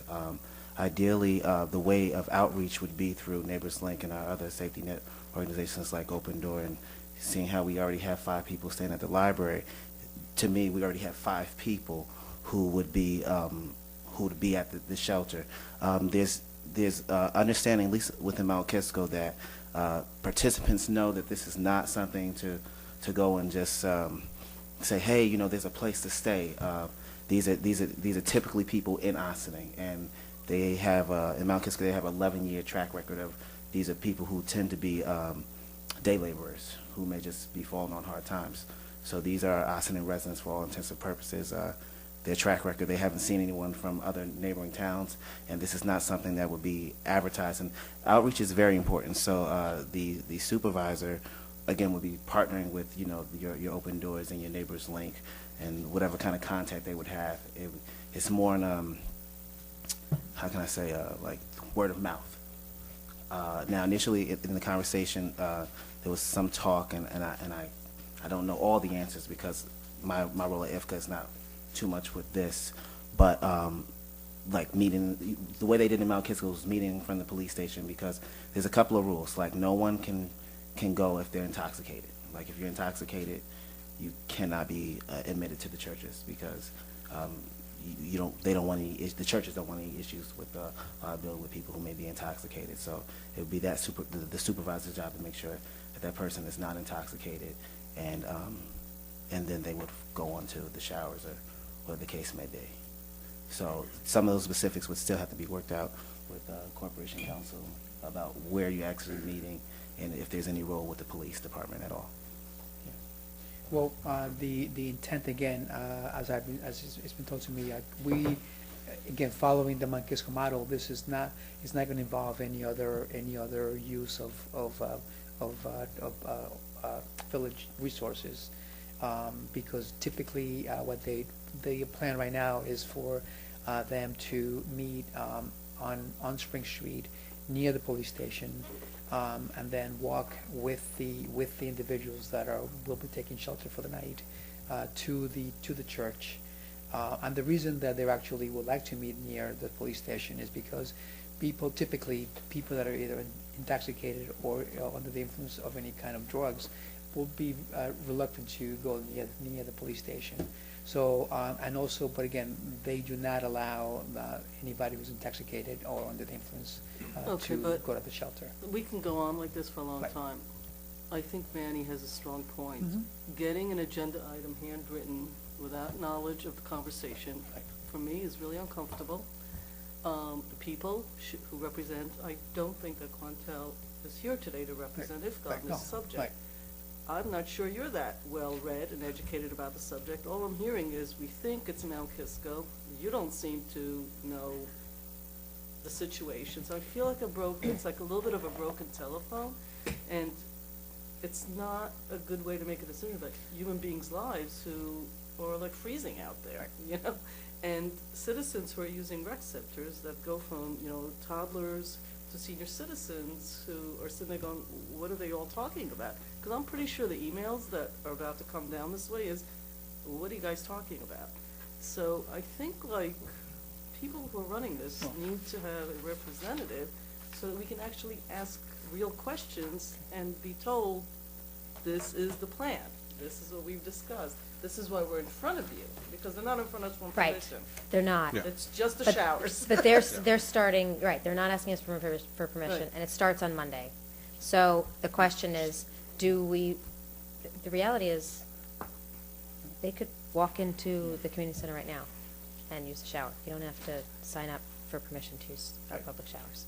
So if we want to partner with them, do we want to, then that's another coordination. That's another conversation, a much bigger conversation.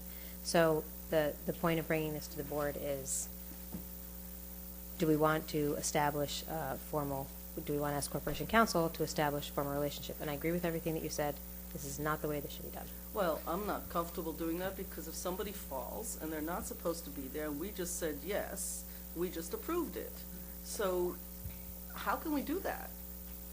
And if something happens, if somebody walks in today and something happens, it's one thing, but if we say that it's okay, then I think we're now liable here. I don't know, I'm not a lawyer, but it's logic. Yeah, there's a certain amount of risk involved with it. You know, as the mayor has indicated, they're starting on the 1st. That doesn't mean the showers have to start on the 1st. If you Right. need more information or would like a formal presentation, We can facilitate that. Facilitate. Actually, it starts on the 7th. Oh, the 7th. 7th, yes. Wednesday, All right. 7th. So we can do a Then we have continuous time. of business. If Right. I'm Well, It's a alone, if continuous anything. somebody business. could tell me, No. I can be outvoted. No, no, no, It's not- I agree, I agree with you. Those are my And I'm concerns. uncomfortable that Quintel's now being put in this position. He No, knows a lot, but right. it's like Yes. not the role he's playing here. you know? exactly, It's like- and that's why I had asked him just to divulge that he works for IFCA, and he's not here representing IFCA, but Right. he But needed to just let everybody know on the record that he does work, not in this capacity, I mean, and certainly not I in have this no program. problem if someone can come in and do this presentation next Wednesday as a continuous in business, and then we can, I can arrange for that, actually. Then we and can go from and the there. board Yeah, can the make good a news is we have a decision. heads up. We could think a Right. little bit about Right. and ask some questions That's- and write some emails Absolutely, and, you know, absolutely. get this going. I can certainly, And it's freezing I out. mean, I think that Karen DeTore, I'm sure, will be available for that also. And then we had actually tried to contact the people from the Neighbors Link in Mount Kisco, but, you know, it was kind of not available, you know, for this evening. But Great. we can have them come in Good. next Wednesday. So now that we've had this public discussion for 25 minutes, they have an idea of what a lot of our questions will be. Yeah. So if they're able to come next week, we can discuss it in continuing business. I'm sure we'll be able to pick up where we left off and have a deeper insight Very into I what just their want to plan make sure is. that I heard this right. The only other place in this area is Mount Kisco that's doing this program? Yes. Or are there, because I thought Tarrytown was also looking into this, no? So the program, it sounds started like in Mount something they're Kisco. It's doing Mount there. Kisco, Bedford, churches in Pleasantville are now doing it. So there's a couple of places that have latched on to. Chappaqua is part of it, too. Chappaqua. Right, so it makes the picture a little different, especially for the people hearing this as we're talking about it. Right. Okay. And by the way, Neighbors Link is looking to open up a, I guess, a location in the village of Ossining. Right. So At this point, it's really a group of nonprofit organizations and social service organizations in Ossining that are exploring what are the needs of the community. Right. So we'll, great. very good. Thank you. So I will make arrangements to Thanks have so a much. presentation. Thank you. Okay, so we need a motion to adjourn to executive session to discuss matters of personnel and advice of counsel. Yes. So moved. Oh, Second? Third? All in favor? Aye. Aye. Very good. With that, we thank you very much for joining us for the January 27th. For the January 27th work session. Come on, guys, quiet down. I'm saying goodnight. Please join us next week, which will be February 2nd, 3rd, something along those lines, February 3rd, for our regular meeting at the Birdsall Fagan Police Court Facility on Spring Street. This meeting is adjourned to executive session and legal counsel. Thank you.